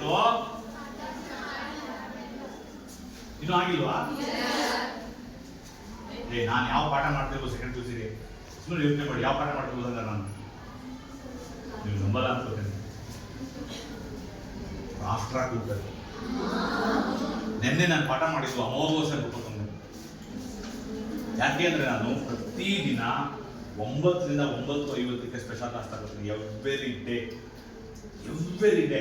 ಹಾಗೆಲ್ಲ ಯಾಕೆ ಈ ಪ್ರಶ್ನೆಗಳೆಲ್ಲ ನನ್ನ ಬಾಯಿ ಹೆಂಗ್ ಬರ್ತಾ ಇದೆ ಅಂದ್ರೆ ಪ್ರತಿದಿನ 9 ರಿಂದ 9:50 ಕಲಿಸ್ತೀನಿ ಮಕ್ಕಳಿಗೆ, ಕಲಿಸ್ಬಿಡ್ತೀನಿ. ಹೇಳಿ ಕಲಿಸ್ಬಿಡ್ತೀನಿ. ಆಮೇಲೆ ಕ್ಲಾಸ್ ಮಾಡ್ಕೊತೀನಿ. ನಿನ್ನೆ ನಾನು ಮಾಡಿದ ಪಾಠ ಯಾವುದು? ರಾಷ್ಟ್ರಕೂಟರಲ್ಲಿ ಅಮೋಘ ವರ್ಷ ನೃಪತುಂಗ 814, 878. ನಿನ್ನೆ ಇಷ್ಟೊತ್ತಲ್ಲಿ ಪಾಠ ಮಾಡಿದ್ರು ನಾನು. ಅದು ಅಂದ್ರೆ ಟೆಸ್ಟ್ಗಿಂತ 4 ಚಾಪ್ಟರ್ ಮುಂದೆ ಹೋಗ್ಬಿಟ್ಟಿದ್ದೀನಿ. ಚೋಳರು, ವರ್ಧನರು, ಆರಂಭಿಕ ಚಾಲುಕ್ಯರು, ಆಮೇಲೆ ರಾಷ್ಟ್ರಕೂಟ ಅಷ್ಟು ಮಾಡ್ತಾ ಇದ್ದೀನಿ. ಉದ್ದೇಶ ಡಿಸೆಂಬರ್ಗೆ ಸಿಲೆಬಸ್ ಕಂಪ್ಲೀಟ್ ಮಾಡಬೇಕು, ಜನವರಿ ಫೆಬ್ರವರಿನಲ್ಲಿ ಕಂಪ್ಲೀಟ್ ರಿವಿಷನ್ ಮಾಡಬೇಕು. ಆ ಕಾರಣ ಹೋಗ್ಲಿ ಬಿಡಿ, ನಿಧಾನ ಮಾಡ್ಕೋತಾರೆ. ಹೇಳ್ಕೊಟ್ಟು ನನಗೆ ಕಳಿಂಗ ಕದನ ನಡೆದದ್ದು ಸಾಮಾನ್ಯ ಶಕೆ ಪೂರ್ವ 261ರಲ್ಲಿ. ಈಗ ಕರೆಕ್ಟ್ ಕೇಳಿಸ್ಕೊಳ್ತೀವಿ, ಪಾಠ ಆಗಿದ್ದೇವೆ. ಈ ಕರೆಕ್ಟ್ ಕೇಳಿಸ್ಕೋಬೇಕು ನೀವು. ಕಳಿಂಗ ಕದನ ನಡೆದಿದ್ದು ಸಾಮಾನ್ಯ ಶಕೆ ಪೂರ್ವ 261. ಕಾಲಾನುಕ್ರಮದಲ್ಲಿ ಬರೀ ಒಂದೇ ಬರುತ್ತೆ. Very important. ಕಳಿಂಗ ಅಂದ್ರೆ ಈಗಿನ ಒರಿಸ್ಸಾ. ಈಗ ಒರಿಸ್ಸಾ ಇದೆಯಲ್ಲ, ಒರಿಸ್ಸಾವನ್ನ ಹಿಂದೆ ಕಳಿಂಗ ಅಂತ ಕರೀತಿದ್ರು. ಅಶೋಕ ಬದುಕು ನಡೆಸಿದ್ದು ಒಂದೇ ಒಂದು ಯುದ್ಧ, ಕಳಿಂಗ ಕದನ. ಬಹಳ ಇಂಪಾರ್ಟೆಂಟ್. ಏನು ಅಂದ್ರೆ ನಮಗೆ ಕಳಿಂಗ ಕದನದ ಬಗ್ಗೆ ಎಲ್ಲೂ ಗೊತ್ತಿರಲಿಲ್ಲ. ಕಳಿಂಗ ಕದನದ ಬಗ್ಗೆ ತಿಳಿಸುವ ಅಶೋಕನ ಯಾವ ಶಾಸನ ತಿಳಿಸುತ್ತದೆ ಅಂದ್ರೆ ನೆನ್ಪಿಟ್ಕೋಬೇಕು ನೀವು, 13ನೇ ಶಿಲಾಶಾಸನ. 13ನೇ ಶಿಲಾಶಾಸನ ಅಶೋಕನ ಕಳಿಂಗ ಕದನದ ಬಗ್ಗೆ ತಿಳಿಸುತ್ತದೆ. 13ನೇ ಶಿಲಾಶಾಸನ ಯುದ್ಧದ ಬಗ್ಗೆ ತಿಳಿಸುತ್ತದೆ. ಒಂದು ಯುದ್ಧ ಮಾಡ್ತಾನೆ, ಪ್ರಚಂಡ ಗೆಲ್ಲುವುದು. ಎಂತ ಗೆಲ್ಲುವುದು? ಅಸಾಧಾರಣ ಗೆಲ್ಲುವುದು. 1 ಲಕ್ಷಕ್ಕೂ ಹೆಚ್ಚು ಜನ ಸಂಭವ ಯುದ್ಧದಲ್ಲಿ. 1 ಲಕ್ಷಕ್ಕೆ ಸತ್ತೋಗ್ತಾರೆ. 1.5 ಲಕ್ಷಕ್ಕೆ ಜನ ಗಾಯಾಳುಗಳಾಗ್ತಾರೆ. ಒಂದ್ಸಲ ತಿರುಗಿ ನೋಡಿದ್ರೆ ಅಶೋಕ ಹೆಣಗಳ ರಾಶಿ. ಗೆದ್ದ ಅಶೋಕ ತಿರುಗಿ ನೋಡಿದ್ರೆ ರಾಶಿ ಹೆಣಗಳು. ಕೈಲಿ ಖಡ್ಗ ಬಿಸಾಕ್ಬಿಡ್ತಾನೆ, ಬಿಡ್ತಾನೆ. ಎಂಥ ಅನ್ಯಾಯ ಮಾಡಬೇಕು. ನನ್ನ ಸ್ವಾರ್ಥ ಸಾಧನೆಗಾಗಿ ಇಷ್ಟೊಂದು ಜನರ ಬಲಿಪಶು ಮಾಡೋದಲ್ಲ, ಸಾಯಿದ್ನಲ್ಲ ಅಂತ ಹೇಳಿ ಅಶೋಕ ಅವತ್ತೇ ನಿರ್ಧಾರ ಮಾಡಿಬಿಡ್ತಾನೆ, ಇನ್ನೆಂದೂ ಈ ಕೈಯಲ್ಲಿ ಖಡ್ಗ ಹಿಡಿಯಲ್ಲ, ಇನ್ಯಾವತ್ತೂ ಈ ಭೂಮಿ ಮೇಲೆ ಬದುಕಿರೋದಕ್ಕೆ ಯುದ್ಧ ಮಾಡಲ್ಲ. ಮನೆಗೆ ಯುದ್ಧ ಮಾಡಲೇ ಇಲ್ಲ ಅಶೋಕ. 232 ಸಾಮಾನ್ಯ ಶಕೆ ಪೂರ್ವ 232ರವರೆಗೂ ಅಶೋಕ ಇನ್ನೊಂದೂ ಯುದ್ಧ ಮಾಡಲೇ ಇಲ್ಲ. ಬರೀ ಪ್ರೀತಿಯಿಂದ, ಮಮತೆಯಿಂದ, ವಾತ್ಸಲ್ಯದಿಂದ ಇಡೀ ಜಗತ್ತನ್ನೇ ಅಥವಾ ಪ್ರಪಂಚವನ್ನು, ಭಾರತವನ್ನೇ ಗೆದ್ದ ಅತ್ಯಂತ ಶ್ರೇಷ್ಠ ವ್ಯಕ್ತಿ ಅಶೋಕ. ಹಂಗ ಬದುಕಿ ಹೋದ. ಸುಖೀ ರಾಜ್ಯ ಅಂತ ಕರೀತಾರೆ ಅದನ್ನ, ಸುಖೀ ರಾಜ್ಯ ಕಲ್ಪನೆ ಅಂತ. ಒಂದು ರಾಜ್ಯವನ್ನು ಸುಖವಾಗಿಟ್ಕೊಳ್ಳೋದು ಹೆಂಗೆ ಅಂತಕ್ಕೆ ನಿದರ್ಶನ ಅಶೋಕ. ಹಂಗ ಬದುಕೋದ ಅಶೋಕ. ಬಿಡಿ, 1% ಹೇಳ್ತೇನೆ. ಅಶೋಕನ ಯಾವ ಶಾಸನವು ಕಳಿಂಗ ಕದನದ ಬಗ್ಗೆ ತಿಳಿಸುತ್ತದೆ ಪ್ರಶ್ನೆ ಕೇಳಿದ್ರೆ 13ನೇ ಶಿಲಾಶಾಸನ. 13ನೇ ಶಿಲಾಶಾಸನ. ಅಶೋಕ ಅನೇಕ ಸ್ತೂಪಗಳನ್ನ ನಿರ್ಮಿಸಿದ್ದ. ಸ್ತೂಪ ಅಂದ್ರೆ ಗುಮ್ಮಟಗಳು. ಗುಮ್ಮಟ ಬುದ್ಧನ ಗೌರವಾರ್ಥ ಅವನ ಅವಶೇಷಗಳ ಮೇಲೆ ನಿರ್ಮಿಸಲಾದ ಗುಮ್ಮಟಾಕಾರದ ಅಥವಾ ಅರ್ಧಚಂದ್ರಾಕೃತಿಯ ಗುಮ್ಮಟಗಳು. ಅವನ ಸ್ತೂಪಗಳು ಅಂತ ಕರೀತಾರೆ. ಇತಿಹಾಸ ಹೇಳುತ್ತೆ 84,000 ಸ್ತೂಪಗಳನ್ನ ಅಶೋಕ ನಿರ್ಮಿಸಿದಂತೆ. ಒಂದೇ ಒಂದು ಇವತ್ತು ನೋಡಕ್ ಸಿಗೋದು. ಅಶೋಕ ನಿರ್ಮಿಸುವ ಅತ್ಯಂತ ದೊಡ್ಡ ಸ್ತೂಪ ಯಾವುದು ಅಂತ ಪ್ರಶ್ನೆ ಕೇಳ್ತಾರೆ ನಮಗೆ. ಸಾಂಚಿ ಸ್ತೂಪ ಮಧ್ಯಪ್ರದೇಶದಲ್ಲಿ ಈಗಲೂ ಇದೆ ನೋಡೋದಕ್ಕೆ. ಮಧ್ಯಪ್ರದೇಶದ ಸಾಂಚಿ ಸ್ತೂಪ ಅಶೋಕ ನಿರ್ಮಿಸಿದ ಅತ್ಯಂತ ದೊಡ್ಡ ಸ್ತೂಪವಾಗಿ ಇವತ್ತಿಗೂ ಉಳ್ಕೊಂಡಿದೆ. ಅಷ್ಟು ಓದ್ಬೇಕು ನೀವು ಅಶೋಕನ. ಗೊತ್ತಾಗಿದೆಯಾ? ಭಾರತದ ರಾಷ್ಟ್ರ ಲಾಂಛನ ಯಾವುದು ಅಂತ ಪ್ರಶ್ನೆ ಕೇಳ್ತಾರೆ. ಭಾರತದ ರಾಷ್ಟ್ರ ಲಾಂಛನ ಯಾವುದು? 4 ತಲೆಯ ಸಿಂಹ ತಾನೆ, ಹಂಗ್ ಬರಿಬೇಡಿ. ಸಾರನಾಥ ಸ್ತಂಭದ ಶಿರೋಭಾಗ. ಅಶೋಕ ಗೌತಮ ಬುದ್ಧನಿಗೆ ಸಂಬಂಧಿಸಿದ ಎಲ್ಲ ಊರುಗಳಿಗೂ ಭೇಟಿ ಕೊಡ್ತಾನೆ, ಧರ್ಮಘೋಷ ನಡೆಸ್ತಾನೆ, ಒಂದೊಂದು ಕಂಬಗಳನ್ನು ನಡೆಸ್ತಾನೆ, ಧರ್ಮ ಸ್ತಂಭಗಳು ಅಂತ ಕರೀತಾರೆ. ಆ ಸ್ತಂಭಗಳನ್ನು ನಡೆಸ್ತಾನೆ. ಸಾರನಾಥದ ಜಿಂಕೆವನ ಅಂತ ಏನ್ ಹೇಳ್ತೀವೋ ಅಲ್ಲಿ ಅಶೋಕ ಒಂದು ಸ್ತಂಭ ನಡೆಸ್ತಾನೆ. ಆ ಸ್ತಂಭದಲ್ಲಿ ಈ ಚಿತ್ರ ಇದೆ. ಕೆಳಮುಖ ಮಾಡ್ಕೊಂಡಿರುವಂತಹ ಕಮಲ, ಅದ್ರ ಮೇಲೆ ಒಂದು ಧರ್ಮಪೀಠ, ಧರ್ಮಪೀಠದ ಮೇಲೆ ಬೆನ್ನಿಗೆ ಬೆನ್ನು ಕೊಟ್ಟು ಹಿಂದ್ಗಡೆ ಕಾಲಲ್ಲಿ ಮಡಿಸ್ಕೊಂಡು ಮುಂದ್ಗಡೆ ಕಾಲಲ್ಲಿ ನಿಂತಿರುವ 4 ಸಿಂಹಗಳಿವೆ. 4 ದಿಕ್ಕು ಮುಖ ಮಾಡ್ಕೊಂಡಿರುವಂತಹ 4 ಸಿಂಹಗಳನ್ನ ಸಾರನಾಥ ಕಂಬದ ಸ್ತಂಭದ ಮೇಲೆ ತುತ್ತ ತುದಿಗೆ ಕೆತ್ತಿಸಿದಾನೆ. ಅದನ್ನ ಈ ದೇಶ ರಾಷ್ಟ್ರ ಲಾಂಛನವಾಗಿ ತಗೊಳುತ್ತೆ. ಭಾರತದ ರಾಷ್ಟ್ರ ಲಾಂಛನ ಯಾವುದು ಅಂತ ಪ್ರಶ್ನೆ ಕೇಳಿದ್ರೆ ಸಾರನಾಥ ಸ್ತಂಭದ ಶಿರೋಭಾಗ. ಹಾಗೆ ಬರೀಬೇಕು, ನಿಮ್ ಗೈಡಲ್ಲಿ ಓದಿದೆ. ಸಾರನಾಥ ಸ್ತಂಭದ ಶಿರೋಭಾಗ, ಅದನ್ನ ಅಶೋಕನ ಬಗ್ಗೆ ಓದ್ಕೋಬೇಕಾದಂತ ಅತ್ಯಂತ ಪ್ರಮುಖ. ಅಲ್ಲಿ ಬಹಳ ಮುಖ್ಯವಾದ ಒಂದು ಏನಿದೆ ಅಂದ್ರೆ ಮೌರ್ಯರು ಜೊತೆಗೆ ಶಾತವಾಹನರು ಅಂತ ಒಂದು ಸಾಮ್ರಾಜ್ಯ ಕೊಟ್ಬಿಟ್ಟಿದ್ದಾರೆ. ಅದ್ರ ಜೊತೆಗೆ ಕೊಟ್ಬಿಟ್ಟವನು ಶಾತವಾಹನರು. ಒಂದು 3 ಪ್ರಶ್ನೆಗಳು ಓದ್ಕೋಬೇಕು ಶಾತವಾಹನರ ಬಗ್ಗೆ ಅದೇ ಪಾಠದಲ್ಲಿ. ಅದು ಗ್ಯಾರಂಟಿ, ಒಂದು ಪ್ರಶ್ನೆ ಗ್ಯಾರಂಟಿ ಇರುತ್ತೆ. ಶಾತವಾಹನರಲ್ಲಿ ಅತ್ಯಂತ ಪ್ರಸಿದ್ಧನಾದ ದೊರೆ ಯಾರು ಅಂದ್ರೆ ಗೌತಮಿ ಪುತ್ರ ಶಾತಕರ್ಣಿ. ಗೌತಮಿ ಪುತ್ರ ಶಾತಕರ್ಣಿ. ಅವ್ರ ತಾಯಿ ಹೆಸರು ಗೌತಮಿ. ಗೌತಮಿ ಬಾಲಶ್ರೀ ಅಂತ ಕರೀತಾರೆ ಅವ್ರ ತಾಯಿ, ಗೌತಮಿ ಬಾಲಶ್ರೀ. ಅದಕ್ಕೆ ಅವನ ಹೆಸರು ಗೌತಮಿ ಪುತ್ರ ಶಾತಕರ್ಣಿ ಅಂತ. ಅವನು ಅತ್ಯಂತ ಪ್ರಸಿದ್ಧನಾದಂತಹ ದೊರೆ ಶಾತವಾಹನರಲ್ಲಿ. ಈ ಶಾತವಾಹನ ವಂಶವನ್ನು ಸ್ಥಾಪನೆ ಮಾಡೋನು ಯಾರು ಅಂತ ಒಂದು ಪ್ರಶ್ನೆ ಕೇಳ್ತಾನೆ ಸಿಮುಖ. ನೆನ್ಪಿಟ್ಕೊಳ್ಳಿ, ವರ್ಷ ಬಹಳ ಮುಖ್ಯ ಪ್ರಶ್ನೆ ಅದು. ಶಾತವಾಹನ ಮನೆತನದ ಸ್ಥಾಪಕ ಯಾರು? ಸಿಮುಖ. ಸಿಮುಖ. ಶಾತವಾಹನರ ರಾಜಧಾನಿ ಯಾವುದು ಪ್ರಶ್ನೆ ಕೇಳಿದ್ರೆ ಪ್ರತಿಷ್ಠಾನ. ಮಹಾರಾಷ್ಟ್ರದಲ್ಲಿ ಪೈತಾನ್ ಅಂತ ಕರೀತಾರೆ. ಈಗ ಪೈತಾನ ಅಥವಾ ಪ್ರತಿಷ್ಠಾನ ಅಂತ ಕರೀತಾರೆ. ಅಲ್ಲಿ ಒಬ್ಬ ಬಹಳ ಶ್ರೇಷ್ಠ 17ನೇ ದೊರೆ ಇದ್ದ, ಹಾಲ. ಯಾರಲ್ಲವ? ಹಾಲ ಅನ್ನೋನಿದ್ದ. ಅವನು ಜಗತ್ತಿನ ಅತ್ಯಂತ ಪ್ರಸಿದ್ಧ ಪುಸ್ತಕವನ್ನ ಬರೆದ, ಗಾಥಾ ಸಪ್ತಸತಿ. ಅದು ಈ ವರ್ಷದ ಪ್ರಶ್ನೆ, ಕ್ವಶನ್ ಪೇಪರ್ ಇರುತ್ತೆ. ಗಾಥಾ ಸಪ್ತಸತಿಯನ್ನು ಬರೆದವರು ಯಾರು? ಗಾಥಾ ಸಪ್ತಸತಿಯನ್ನು ಬರೆದವನು ಹಾಲ. ಯಾರು? ಹಾಲ. ಅದು ಅತ್ಯಂತ ಪ್ರಮುಖ. ತ್ರೈ ಸಮುದ್ರ ತೋಯ ಪೀತವಾಹನ ಅಂತ ಕರೀತಾರೆ. ತ್ರೈ ಸಮುದ್ರ ತೋಯ ಪೀತವಾಹನ ಅಂದ್ರೇನು? 3 ಸಮುದ್ರಗಳಲ್ಲಿ ಮಿಂದೆದ್ದ ಬಿಳಿಯ ವಸ್ತ್ರವನ್ನ ಧರಿಸುವ ಕುದುರೆಗಳನ್ನ ವಾಹನವಾಗಿ ಹೊಂದಿದವನು ಎಂದ. ಏನ್ ಬರ್ಕೊಂಡಿದ್ದಾನೆ ನೋಡಪ್ಪ ಮನೆ ತಾಯಿಯವರು. ತ್ರೈ ಸಮುದ್ರ ತೋಯ ಪೀತವಾಹನ. ತ್ರೈ ಸಮುದ್ರ ಅಂದ್ರೆ 3 ಸಮುದ್ರ, ಅರಬ್ಬಿ ಸಮುದ್ರ, ಬಂಗಾಳಕೊಲ್ಲಿ, ಹಿಂದೂ ಮಹಾಸಾಗರ. 3 ಸಮುದ್ರಗಳಲ್ಲಿ ಮಿಂದೆದ್ದ ಕುದುರೆಗಳು. ಅವಕ್ಕೆ ಬಿಳಿಯ ಬಟ್ಟೆಯನ್ನು ಹಾಕಿದ್ರು ಮೇಲ್ಗಡೆ.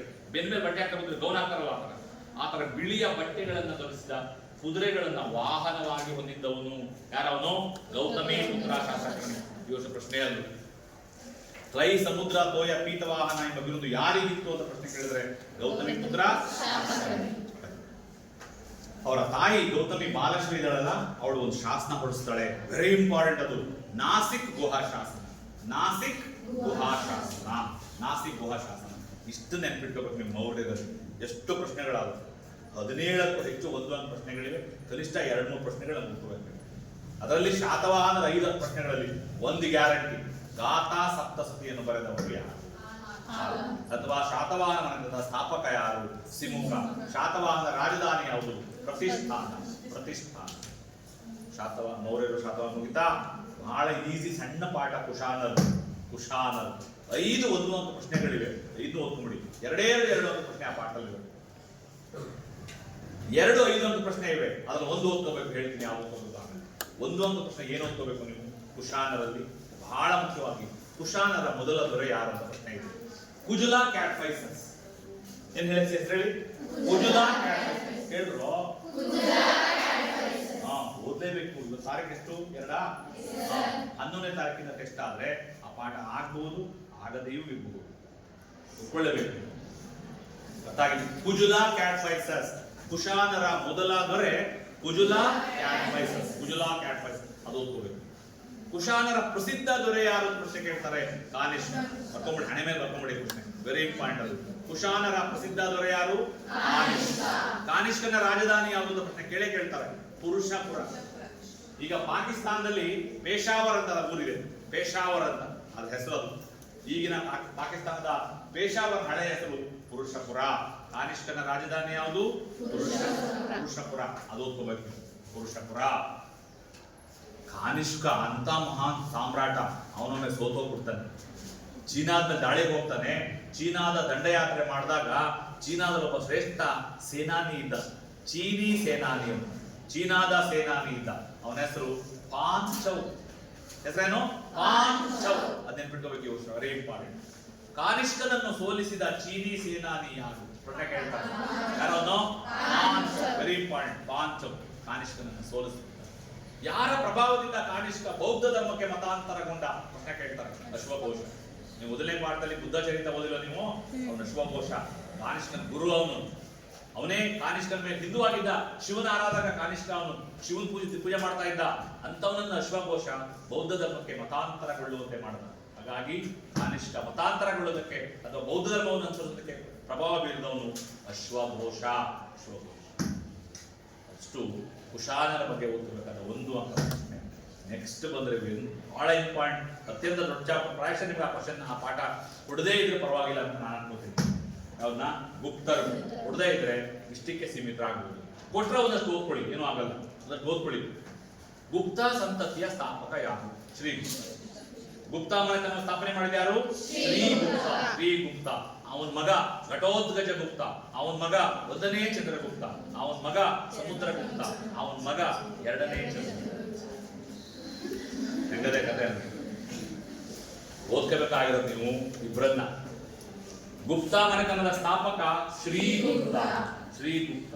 ಗುಪ್ತರು 2 ರಾಜಧಾನಿ. ಮೊದಲು ಎಲ್ಲಿ ಮೌರ್ಯರ ಆಳ್ವಿಕೆ ಮಾಡಿದ್ರು ಅಲ್ಲೇ ಆಳ್ವಿಕೆ ಆರಂಭ ಮಾಡಿದ್ರು. ಎಲ್ಲಿ? ಪಾಟಲಿಪುತ್ರದಲ್ಲಿ. ಅದಾದ ರಾಜಧಾನಿ ಶಿಫ್ಟ್ ಮಾಡ್ಕೊಂಡ್ರು. ಎಲ್ಲಿಗೆ? ಹುಣಸೂರು. ಎಲ್ಲಿಗೆ? ಅಲ್ಲ, ಹೆಸರಾಗಿದ್ದೀರಾ ನೋಡಿದೆ, ಹುಣಸೂರ್ಗಲ್ಲ. ಇನ್ನೆಲ್ಲಿಗೆ? ಉಜ್ಜಯಿನಿ. ಎಲ್ಲಿಗೆ? ಗುಪ್ತರ 2 ರಾಜಧಾನಿಗಳು ತಿಳಿಸಿ. ಗುಪ್ತರ 2 ರಾಜಧಾನಿಗಳು ಪಾಟಲಿಪುತ್ರ, ಪಾಟಲಿಪುತ್ರ ಮತ್ತು ಯಾಕೆ ಒಂದು ಪ್ರಶ್ನೆ ಇಷ್ಟೊಂದು ಹೇಳ್ತಾ ಇದ್ದೀನಿ ಅಂದ್ರೆ, ಅಷ್ಟು ಆಪ್ಷನ್ ಇದೆ ನಿಮಗೆ. 15, 13, 14 ಪ್ರಶ್ನೆಗಳನ್ನ ಒಂದು ಅಂಕದಲ್ಲಿ ಇವೆಲ್ಲವೂ ಅಲ್ಲಿ ಹಾಕ್ಬಿಡ್ತಾರೆ. ಹಾಕ್ಬೋದು, ಪಾಸ್ ಆಗೋದಲ್ಲ ನೀವು. ಒಂದು ಅಂಕದ ಅಷ್ಟು ಪ್ರಶ್ನೆ ಬರ್ಬಿಟ್ರೆ ಪಾಸು. 40 ಮಾರ್ಕ್ಸ್ಗೆ ಪಾಸ್ ಆಗಬೇಕಾಗಿರೋದು ಎಷ್ಟು? 14, 15 ತಗೊಂಡ್ರೆ ಪಾಸು. 40 ತಗೊಳ್ಳೋದಾದ್ರೆ ಎಲ್ಲನೂ ಓದ್ಬೋದು. ತೀರ್ಮಾನ ನಿಮ್ದು. ತೀರ್ಮಾನ? ಹಾ. ನಿನ್ನ ಸಹಿಯಾಗಿ ಉಳ್ಕೋಬೇಕಾ? ನೀನೇ ತೀರ್ಮಾನ ಮಾಡ್ಬೇಕು. ನಿನ್ನ ಸಹಿ ಆಟೋಗ್ರಾಫ್ ಆಗ್ಬೇಕಾ? ಅದು ನೀನೇ ತೀರ್ಮಾನ ಮಾಡ್ಬೇಕು. ಏನಾಗ್ಬೇಕು? ನಿನ್ನ ಸಹಿ ಏನಾಗ್ಬೇಕು ಹೇಳು? ಒಂದಿನ ನಾನೇ ಬಂದು ಆಟೋಗ್ರಾಫ್ ಹೇಳ್ಬೇಕು, ಆಟೋಗ್ರಾಫ್ ಅಂತ ನಿಮ್ಮ ನಾನೇ ಕೇಳ್ಬೇಕು. ಹಂಗೆ ಬೆಳೆದ್ಬಿಡ್ಬೇಕು ನೀವು. ಗೋಲ್ ಹಂಗಿರ್ಬೇಕು, ಗುರಿ ಹಂಗೆ ಇರ್ಬೇಕು. ಆಮೇಲೆ ನೋಡೋಣ ಕೊನೆ ಲೊಕೇಶನ್ ಸರ್ಕಾರಿ ಅಧಿಕಾರಿಯಾಗಿ ಸೇನಾ ಕಾಣ್ಬಿಡು ಅಲ್ವಾ? ಆಟೋಗ್ರಾಫ್ ಆಗಲೇ ಪರವಾಗಿಲ್ಲ. ಕೊನೆಗೆ ಏನಾಗಬೇಕು? ನನ್ನ ಸಿಗ್ನೇಚರ್, ಒಂದು ಲೆಟರ್ಗೆ ನನ್ನ ಸಿಗ್ನೇಚರ್ ಇಂಪಾರ್ಟೆಂಟ್. ಸರ್ ಸೈನ್ ಹಾಕ್ಬಿಡಿ ಸರ್ ಅಂತ ತರಬೇಕು. P1 D ಗ್ರೂಪ್ ಒಂದು ಸರ್ ಸೈನ್ ಬೇಕು ಅಂತ ಅಷ್ಟಾರು ಆಗಲಿ ಬಿಡು. ಟೇಬಲ್ ಮೇಲೆ ಒಂದು ಪ್ಯಾಡ್ ಇದ್ದು, ಪ್ಯಾಡ್ ಪಕ್ಕದಲ್ಲಿ ಒಂದು ಪೆನ್ ಇದ್ದು, ಪೆನ್ ಅದು ಪಕ್ಕದಲ್ಲಿ ಒಂದು ಸೀಲ್ ಇದ್ಬಿಟ್ರೆ ನೀನು ಕೂತ್ಕೊಳ್ಳೋ ಟೇಬಲ್ ಅಲ್ಲಿ ಈ ಬದುಕಿನ ಸಾರ್ಥಕತೆ ಅಲ್ವೇನೋ ಅದು. ಮತ್ತೆ ಖಂಡಿತ. ಆಮೇಲೆ ಅದು ಆಗಲ್ಲ ಅನ್ಕೊಳ್ಳೋದೇ ದೊಡ್ಡತನ. ನನ್ನ ಕೈಲಿ ಆಗಲ್ಲ ಅನ್ನೋದೇ ದೊಡ್ಡತನ. ಫಸ್ಟ್ ತಿಳ್ಕೊಂಬಿಡಿ ನೀವು. ಅನ್ಕೋಬೇಡಿ ಯಾರೋ ಒಬ್ಬ IAS ಆಫೀಸರ್ ಆಗ್ಬೋದು ಇದ್ರೊಳಗೆ, ಯಾರೋ ಒಬ್ಬ KS ಆಫೀಸರ್ ಆಗ್ಬೋದು. ನಾನೇ ರಿಟೈರ್ಡ್ ಆದಾಗ ನನ್ನ ಪೆನ್ಷನ್ ಸೆಟ್ ಆಗದೆ ಹೋದ್ರೆ ನಿಮ್ಮ ಆಫೀಸ್ ನಾನೇ ಬರ್ಬೋದು. ಮೇಡಮ್ನವರೇ ಒಂದು ಪೆನ್ಷನ್ ಸೆಟ್ಲ್ ಆಗಿಲ್ಲ, ಏನಾದರೂ ಕೊಡ್ತಾ ಇಲ್ಲ, ನಾನೇ ಬಂದ್ಬಿಡೋದು. KS ಆಫೀಸರ್ ಆಗ್ಬಿಟ್ರೆ ಟ್ರೆಜರಿಗೆ ಹೋಗಿ ಕೂತ್ಕೊಂಡ್ರ ನೀವು ಎದ್ಕೊಂಡ್ರು ಸಾಬದಿ ಅಂತಾರೋ ಅನ್ಬೋದು. ಒಳ್ಳೆ ತಿಕ್ಕಿಲ್ಲ ನನ್ನ ಮಗ. ನಾನು ಬಂದು ನನ್ನ ಫೈಲಲ್ಲಿ ರೆಡಿ ಮಾಡ್ತಿದ್ದು ವಾಪಸ್ ಹೋದ್ಮೇಲೆ ನಿಮ್ಮ D ಗ್ರೂಪ್ ಈಗ ಹೋದ್ರಲ್ಲ ನಮ್ಮ ಮೇಸ್ಟ್ರು ಒಳ್ಳೆ ಮೇಸ್ಟ್ರು ಅದೊಂದು ತಿಕ್ಲು ಅಂತ ಹಂಗಾರು ಹೇಳ್ಬೋದಲ್ಲ ಅಲ್ಲಿ, ಹಂಗಾರು ಹೇಳ್ಬೇಕಲ್ಲಿ.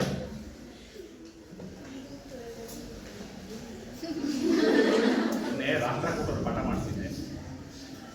ರನ್ನನ ಹೆಸರು ಬಂತು. ರನ್ನ ಬಂಕಾಪುರದ ಹೆಸರು ಬಂತು. ಬಂಕಾಪುರದಲ್ಲಿ ರನ್ನಮಯ್ಯ ಅಂತ 10ನೇ ತರಗತಿ 10th ಅಲ್ಲಿ ನನ್ನ ಮೊದಲನೇ ಪಾಠ ಇತ್ತು. ಅದು ಹೇಳಿದಾಗ ಯಾರೋ ಒಬ್ಬ ಕೀಟ್ಲೆ ಮಾಡೋದಕ್ಕೆ ಕಿಸಕ್ ಅಂತ ನಗ್ಸೋದು ಸಲುವಾಗಿ ಕೇಳಿದ್ದೀನಿ ಅಂತ ಮೆಲ್ಲಗೆ ಅಂದ. ಬಟ್ ನನಗೆ ಕೇಳಿಸ್ತದು. ಅವ್ನು ಕೇಳಿದ್ದೀನಿ ಅಂದಿದ್ದು ನನಗೆ ಕೇಳಿಸ್ಬೋದು. ಇದೇಳ ಅದಿದ್ದು ಬಾಯಿ ಕಡೆ ಹೊರಗೆ ಹೇಳ. ಏನ್ ಕೇಳಿದ್ದಿ ಹೇಳು. ಅವನ ಬಗ್ಗೆ ಏನ್ ಗೊತ್ತು ಹೇಳು. ಅವನ ಕಷ್ಟ. ಇಷ್ಟುದ್ದ ಪೈಪ್ ಇಟ್ಕೊಂಡು ತಗೊಂಡೋಗಿದ್ದೆ. ಪೈಪ್ ದೇವರಣೆ ಇಷ್ಟುದ್ದ ಪೈಪ್ ತಗೊಂಡು ಕ್ಲಾಸ್ ಹೋಗ್ತೇನೆ. ಪೈಪ್ ತಗೊಂಡು ಪೈಪು ತಗೊಂಡೋಗಿದ್ದೆ. ಬರೋಯ್ತು. ಹಂಗೆ ಪಿನ್ ಡ್ರಾಪ್ ಸೈಲೆನ್ಸ್ ಪಾಠ ಮಾಡ್ತಿದ್ದೆ. ಸೇಮ್ ಇದೇ ತರ ಪಿನ್ ಡ್ರಾಪ್ ಸೈಲೆನ್ಸ್. ಅದರೊಳಗೆ ಇವನು ಹಂಗಂದ. ಕೇಳಿದ್ದೀನಿ ಅನ್ಬಿಟ್ಟ. ಯಾವ್ದನ್ನ? ರನ್ನ. ಇವನು ಸುದೀಪ್ ಸಿನಿಮಾ ಅನ್ಕೊಂಬಿಟ್ಟ.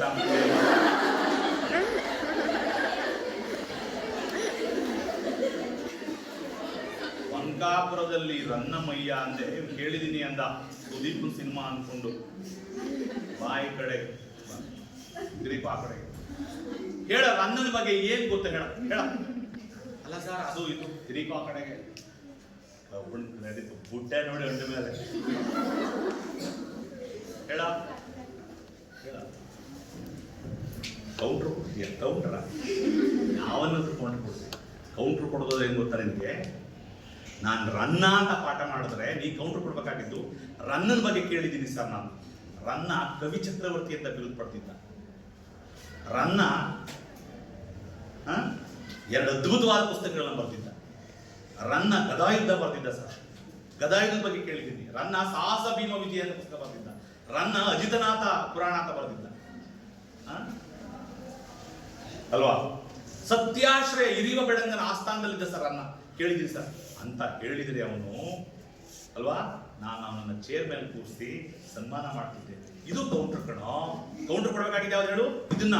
ನಾನು ರನ್ನನ ಬಗ್ಗೆ ಹೇಳಿದ್ರೆ, ರನ್ನ ಅಂದ್ರೆ ಕೇಳಿದ್ದೀನಿ ಅಂದ್ರೆ ನೀನು ಇದನ್ನ ಕೌಂಟರ್ ಕೊಡ್ಬೇಕಾಗುತ್ತೆ. ಯಾವುದೋ ಲೈಬ್ರರಿನಲ್ಲಿ ಪುಸ್ತಕ ತಗೊಂಡು ರನ್ನನ ಬಗ್ಗೆ ಓದ್ಕೊಂಡು ಬಂದಿದ್ದೀನಿ ಅಂತ ಹೇಳ್ತೀಯಲ್ಲ, ಅದು ಕೌಂಟ್ರು ಅಂತ. ಬುಟ್ಟೆ ಬುಟ್ಟೆ ಬುಟ್ಟೆ 3-4 ಬರೆ ಅಡ್ಡಿ ಮೇಲೆ ಸತ್ಯ. ಅದಕ್ಕೆ ಇವತ್ತು ನಮ್ಮ ಕಾಲೇಜ್ ಹೆಂಗಿದೆ ಗೊತ್ತಾ? ಎಷ್ಟು ಚೆನ್ನಾಗಿದೆ, ಎಷ್ಟು ಬ್ಯೂಟಿಫುಲ್ ಆಗಿದೆ. ಸೆಕೆಂಡ್ PUC ಕ್ಲಾಸ್ ಒಳಗಡೆ ಹೋದ್ರೆ ಎಲ್ಲೂ ಹೊರಗಡೆ ಹೋಗ್ಬಾರ್ದು. ಎಷ್ಟೊತ್ತಾದ್ರು ಸೆಕೆಂಡ್ PUC ಇರ್ಬೇಕು ಅನ್ಸ್ಬಿಡುತ್ತೆ, ಅಷ್ಟು ಚೆನ್ನಾಗಿದ್ದಾರೆ. ಹಿಂಗಿದೆ ಕ್ಲಾಸ್. 83 ಮಕ್ಕಳಿದ್ದಾರೆ, ಹುಡುಗರು ಹುಡುಗಿರು ಸೇರಿ. HEGP HEPS ಎರಡು ಕಂಬೈನ್ ಮಾಡ್ಕೊಂಡ್ಬಿಟ್ರೆ ಚೆನ್ನಾಗಿದೆ ನೋಡಿ. ಇಲ್ಲಿ ಬಡಿಯಂಗಿಲ್ಲ, ಒಯ್ಯಂಗಿಲ್ಲ. ಹೆಂಗೆ ಕೂತಿದ್ದೀರಿ ನೀವು? This is the difference between Hunsur and Kuvempu Nagara. Kuvempu ನಗರಕ್ಕೂ ಇಲ್ಲಿಗೆ ವ್ಯತ್ಯಾಸ ಇಷ್ಟೇ. ಅದಕ್ಕೆ ನಾನು ಇಲ್ಲಿ ಯಾಕೆ ಪಾಠ ಮಾಡಬೇಕು ಅನ್ಕೊಂಡು ಬಂದೆ ಅಂದರೆ ದಿಸ್ ಇಸ್ ದ ರೀಸನ್. ಇಲ್ಲಿ ಬರೀ ಪಾಠನೆ ಮಾಡ್ಬೋದು, ಅಲ್ಲಿ ಮಧ್ಯೆ ಬೈಬೇಕು ಅಷ್ಟೇ ವ್ಯತ್ಯಾಸ. ಆಗಿದೆಯಾ? ಎಸ್. ಹಾಗಾಗಿ ಏನು ಹೇಳ್ತಿದ್ದೆ? ಗುಪ್ತರ ಬಗ್ಗೆ ಹೇಳ್ತಾ ಇದ್ದೀನಿ. ಗುಪ್ತರಲ್ಲಿ ಯಾರ ಬಗ್ಗೆ ಹೇಳ್ತಿದ್ದೆ ನಾನು? ಶ್ರೀಗುಪ್ತ. ಗುಪ್ತ ಸಾಮ್ರಾಜ್ಯದ ದೊರೆ ಯಾರು? ಶ್ರೀಗುಪ್ತ. ಅಲ್ಲಿ ಬಹಳ ಪ್ರಮುಖನಾದವನು 1ನೇ ಚಂದ್ರಗುಪ್ತನ ಬಗ್ಗೆ ಬರ್ಕೋಬೇಕು. ಅವನು ಗುಪ್ತಾ ಶಕೆಯನ್ನ ಆರಂಭಿಸ್ತಾನೆ. ಎಸ್, ಪ್ರಶ್ನೆ ಪತ್ರಿಕೆಯಲ್ಲಿ ಇದ್ದೇ ಇರುತ್ತೆ, ಈ ವರ್ಷ ಇದ್ದೇ ಇರುತ್ತೆ. ಗುಪ್ತಾ ಶಕೆ ಕಾಲಾನುಕ್ರಮದಲ್ಲಿ ಬರೆಯಿರಿ ಅಂತ ಕೇಳ್ತಾನೆ. ಸಾಮಾನ್ಯ ಶಕೆ 320, ಸಾಶ 320ರಲ್ಲಿ 1ನೇ ಚಂದ್ರಗುಪ್ತ ಅನ್ನೋನು ಗುಪ್ತಾ ಶಕೆಯನ್ನ ಆರಂಭಿಸಿದ. ಗುಪ್ತಾ ಶಕೆಯನ್ನ ಆರಂಭಿಸಿದ. Very important. ಸಾಶ 320. ಗುಪ್ತಾ ಶಕೆ ಯಾವಾಗ ಆರಂಭಗೊಂಡಿದ್ದು ಪ್ರಶ್ನೆ ಕೇಳ್ತಾರೆ. ಸಾಶ 320. ಗುಪ್ತರ ಪ್ರಸಿದ್ಧನಾದ ದೊರೆ ಯಾರು ಅಂತ ಕೇಳ್ತಾರೆ. ಸಮುದ್ರಗುಪ್ತ. ಇಡೀ ಗುಪ್ತರಲ್ಲಿ ಅತ್ಯಂತ ಪ್ರಸಿದ್ಧನಾದವನು ಸಮುದ್ರಗುಪ್ತ. ಭಾರತದ ನೆಪೋಲಿಯನ್ ಅಂತ ಕರೀತಿದ್ರು ಅವನು. ನೆಪೋಲಿಯನ್ ಎಲ್ಲರೂ ಕೇಳಿದ್ದೀರಾ? ಕಳೆದ ವರ್ಷ ಆ ನೆಪೋಲಿಯನ್ಗೆ ಇವನು ಹೋಲಿಸ್ತಾ ಇದ್ರು. ಭಾರತದ ನೆಪೋಲಿಯನ್. ನೆಪೋಲಿಯನ್ 100 ಯುದ್ಧ ಮಾಡಿದ್ದ. ಸಮುದ್ರಗುಪ್ತ 40ಕ್ಕೂ ಹೆಚ್ಚು ಯುದ್ಧಗಳನ್ನು. ಅದಕ್ಕೆ ಭಾರತದ ನೆಪೋಲಿಯನ್ ಅಂತ ಕರೀತಾರೆ ಸಮುದ್ರಗುಪ್ತ. ಯುದ್ಧ ಆದ್ಮೇಲೆ ಅದ್ಭುತವಾದ ದಿಗ್ವಿಜಯ ಸಾಧಿಸಿ ಅಶ್ವಮೇಧ ಯಾಗವನ್ನ ನಡೆಸ್ತಾನೆ ಅವನು. ಅದಕ್ಕೆ ಅಶ್ವಮೇಧ ಯಾಗವನ್ನ ನೆರವೇರಿಸಿದ ಗುಪ್ತರ ದೊರೆ ಯಾರು ಪ್ರಶ್ನೆ ಕೇಳ್ತಾರೆ. ಸಮುದ್ರಗುಪ್ತ. ಸಮುದ್ರಗುಪ್ತನ ಬಗ್ಗೆ ಓದ್ಕೊಳ್ಳಕ್ಕೆ ಅತ್ಯಂತ ಪ್ರಮುಖವಾದ ಒಂದು ಆಧಾರ ಕೃತಿ ಇದೆ, ನೀವು ತುಂಬಾ ನೆನಪಿಟ್ಕೋಬೇಕು. ಅಲಹಾಬಾದ್ ಸ್ತಂಭಶಾಸ್ತ್ರ. ವೆರಿ ಇಂಪಾರ್ಟೆಂಟ್ ಅದು. ಸಮುದ್ರಗುಪ್ತನ ದಿಗ್ವಿಜಯಗಳನ್ನು ತಿಳಿಸುವ ಶಾಸನ ಯಾವುದು? ಅಲಹಾಬಾದ್ ಸ್ತಂಭಶಾಸ್ತ್ರ. ಉತ್ತರ ಪ್ರದೇಶದಲ್ಲಿ ಅಲಹಾಬಾದ್ ಅಂತ ಇದೆ, ಅಲ್ಲೊಂದು ಶಾಸನವನ್ನ ಕೆತ್ತಿಸಿದ್ದಾರೆ. ಅಲ್ಲಿ ಕೆತ್ತಿಸಿದವನು ಹರಿಸೇನ. ಅದು ಇಂಪಾರ್ಟೆಂಟ್ ಈ ವರ್ಷ. ಅಲಹಾಬಾದ್ ಸ್ತಂಭ ಶಾಸನವನ್ನ ರಚಿಸಿದವರು, ಹೊರಡಿಸಿದವರು ಯಾರು ಅಂದ್ರೆ ಹರಿಸೇನ. ಯಾರದವ? ಹರಿಸೇನ. ಅವನು ಸಮುದ್ರಗುಪ್ತನ ದಂಡನಾಯಕನಾಗಿದ್ದ. ಹರಿಸೇನ ಅಲಹಾಬಾದ್ ಸ್ತಂಭ ಶಾಸನ ನೋಡಿಸ್ತಾನೆ. ಸಮುದ್ರಗುಪ್ತನ 4 ದಿಗ್ವಿಜಯಗಳು, ಉತ್ತರ ಭಾರತ ದಿಗ್ವಿಜಯ, ಅಡವಿ ರಾಜ್ಯಗಳ ದಿಗ್ವಿಜಯ, ದಕ್ಷಿಣ ಭಾರತ ದಿಗ್ವಿಜಯ, ಗಡಿ ರಾಜ್ಯಗಳ ಮೇಲಿನ ದಿಗ್ವಿಜಯ, 4 ಭಾಗ ಇದೆ. ಉತ್ತರ ಭಾರತ ದಿಗ್ವಿಜಯದಲ್ಲಿ 9 ರಾಜರನ್ನ, ಅಡವಿ ರಾಜ್ಯಗಳ ಮೇಲೆ 4 ರಾಜ್ಯಗಳನ್ನ, ದಕ್ಷಿಣ ಭಾರತ ರಾಜ್ಯಗಳ ಮೇಲೆ 12 ಯುದ್ಧಗಳನ್ನ, ಗಡಿ ರಾಜ್ಯಗಳ ಮೇಲೆ 4 ಯುದ್ಧಗಳನ್ನು ಮಾಡಿದವನು. 40ಕ್ಕೂ ಹೆಚ್ಚು ಯುದ್ಧಗಳನ್ನು ಮಾಡಿದವನು ಸಮುದ್ರಗುಪ್ತ. ಅದಕ್ಕೆ ಅವನನ್ನ ಭಾರತದ ನೆಪೋಲಿಯನ್ ಅಂತ ಹೇಳಿ ಕರೆದ್ರು. ಅವನು ಅಶ್ವಮೇಧ ಯಾಗವನ್ನ ನೆರವೇರಿಸಿದ್ದ. ಜನ ಅವನನ್ನ ಪ್ರೀತಿಯಿಂದ ಕವಿರಾಜ ಅಂತ ಕೂಡ ಕರೆದ್ರು. ಅಪಾರ ಜನ ಕವಿಗಳಿಗೆ ಆಶ್ರಯ ಕೊಟ್ಟಿದ್ದ. ಯಾರನ್ನು ಕವಿರಾಜ ಎಂದು ಕರೆಯಲಾಗಿತ್ತು? ಸಮುದ್ರಗುಪ್ತನನ್ನ. ಅದು ಬರ್ಕೋಬೇಕು. ಇಷ್ಟು ಪ್ರಶ್ನೆ ಗುಪ್ತರಲ್ಲಿ. ಸಮುದ್ರಗುಪ್ತ ಆದ್ಮೇಲೆ ಅವನ ಮಗ 2ನೇ ಚಂದ್ರಗುಪ್ತ ಅಧಿಕಾರಕ್ಕೆ ಬಂದ. 2ನೇ ಚಂದ್ರಗುಪ್ತ ಅವನೊಬ್ಬ ಅತ್ಯಂತ ಪ್ರಸಿದ್ಧನಾದವನು. ಕವಿರತ್ನ ಕಾಳಿದಾಸ ಸಿನಿಮಾ ಕೇಳಿರ್ತೀರಿ ನೀವು. ಕವಿರತ್ನ ಕಾಳಿದಾಸದಲ್ಲಿ ಸಿನಿಮಾದಲ್ಲಿ ಇವನಿದ್ದಾನೆ, ಇವನ ಹೆಸರಿದೆ. ಆದರೆ ಆ ಸಿನಿಮಾದ ಅವನ ಹೆಸರು ಭೋಜರಾಜ. ಹೆಸರೇನು? ಭೋಜರಾಜ. ಎರಡನೇ ಚಂದ್ರಗುಪ್ತನೇ ಭೋಜರಾಜ. ಎರಡನೇ ಚಂದ್ರಗುಪ್ತನ ಇನ್ನೊಂದು ಹೆಸರೇ ವಿಕ್ರಮಾದಿತ್ಯ. ವಿಕ್ರಮಾದಿತ್ಯ ಅಂತ ಕರೀತಾರೆ. ಅವನ ಆಸ್ಥಾನದಲ್ಲಿ ಅತ್ಯಂತ ಶ್ರೇಷ್ಠ ಕವಿ ಕಾಳಿದಾಸ.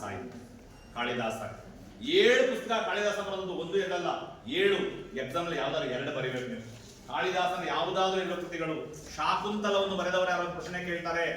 ಕಾಳಿದಾಸ. ಅಭಿಜ್ಞಾನ ಶಾಕುಂತಲ ಅಂತ. ಶಾಕುಂತಲವನ್ನು ಬರೆದವನು ಕಾಳಿದಾಸ.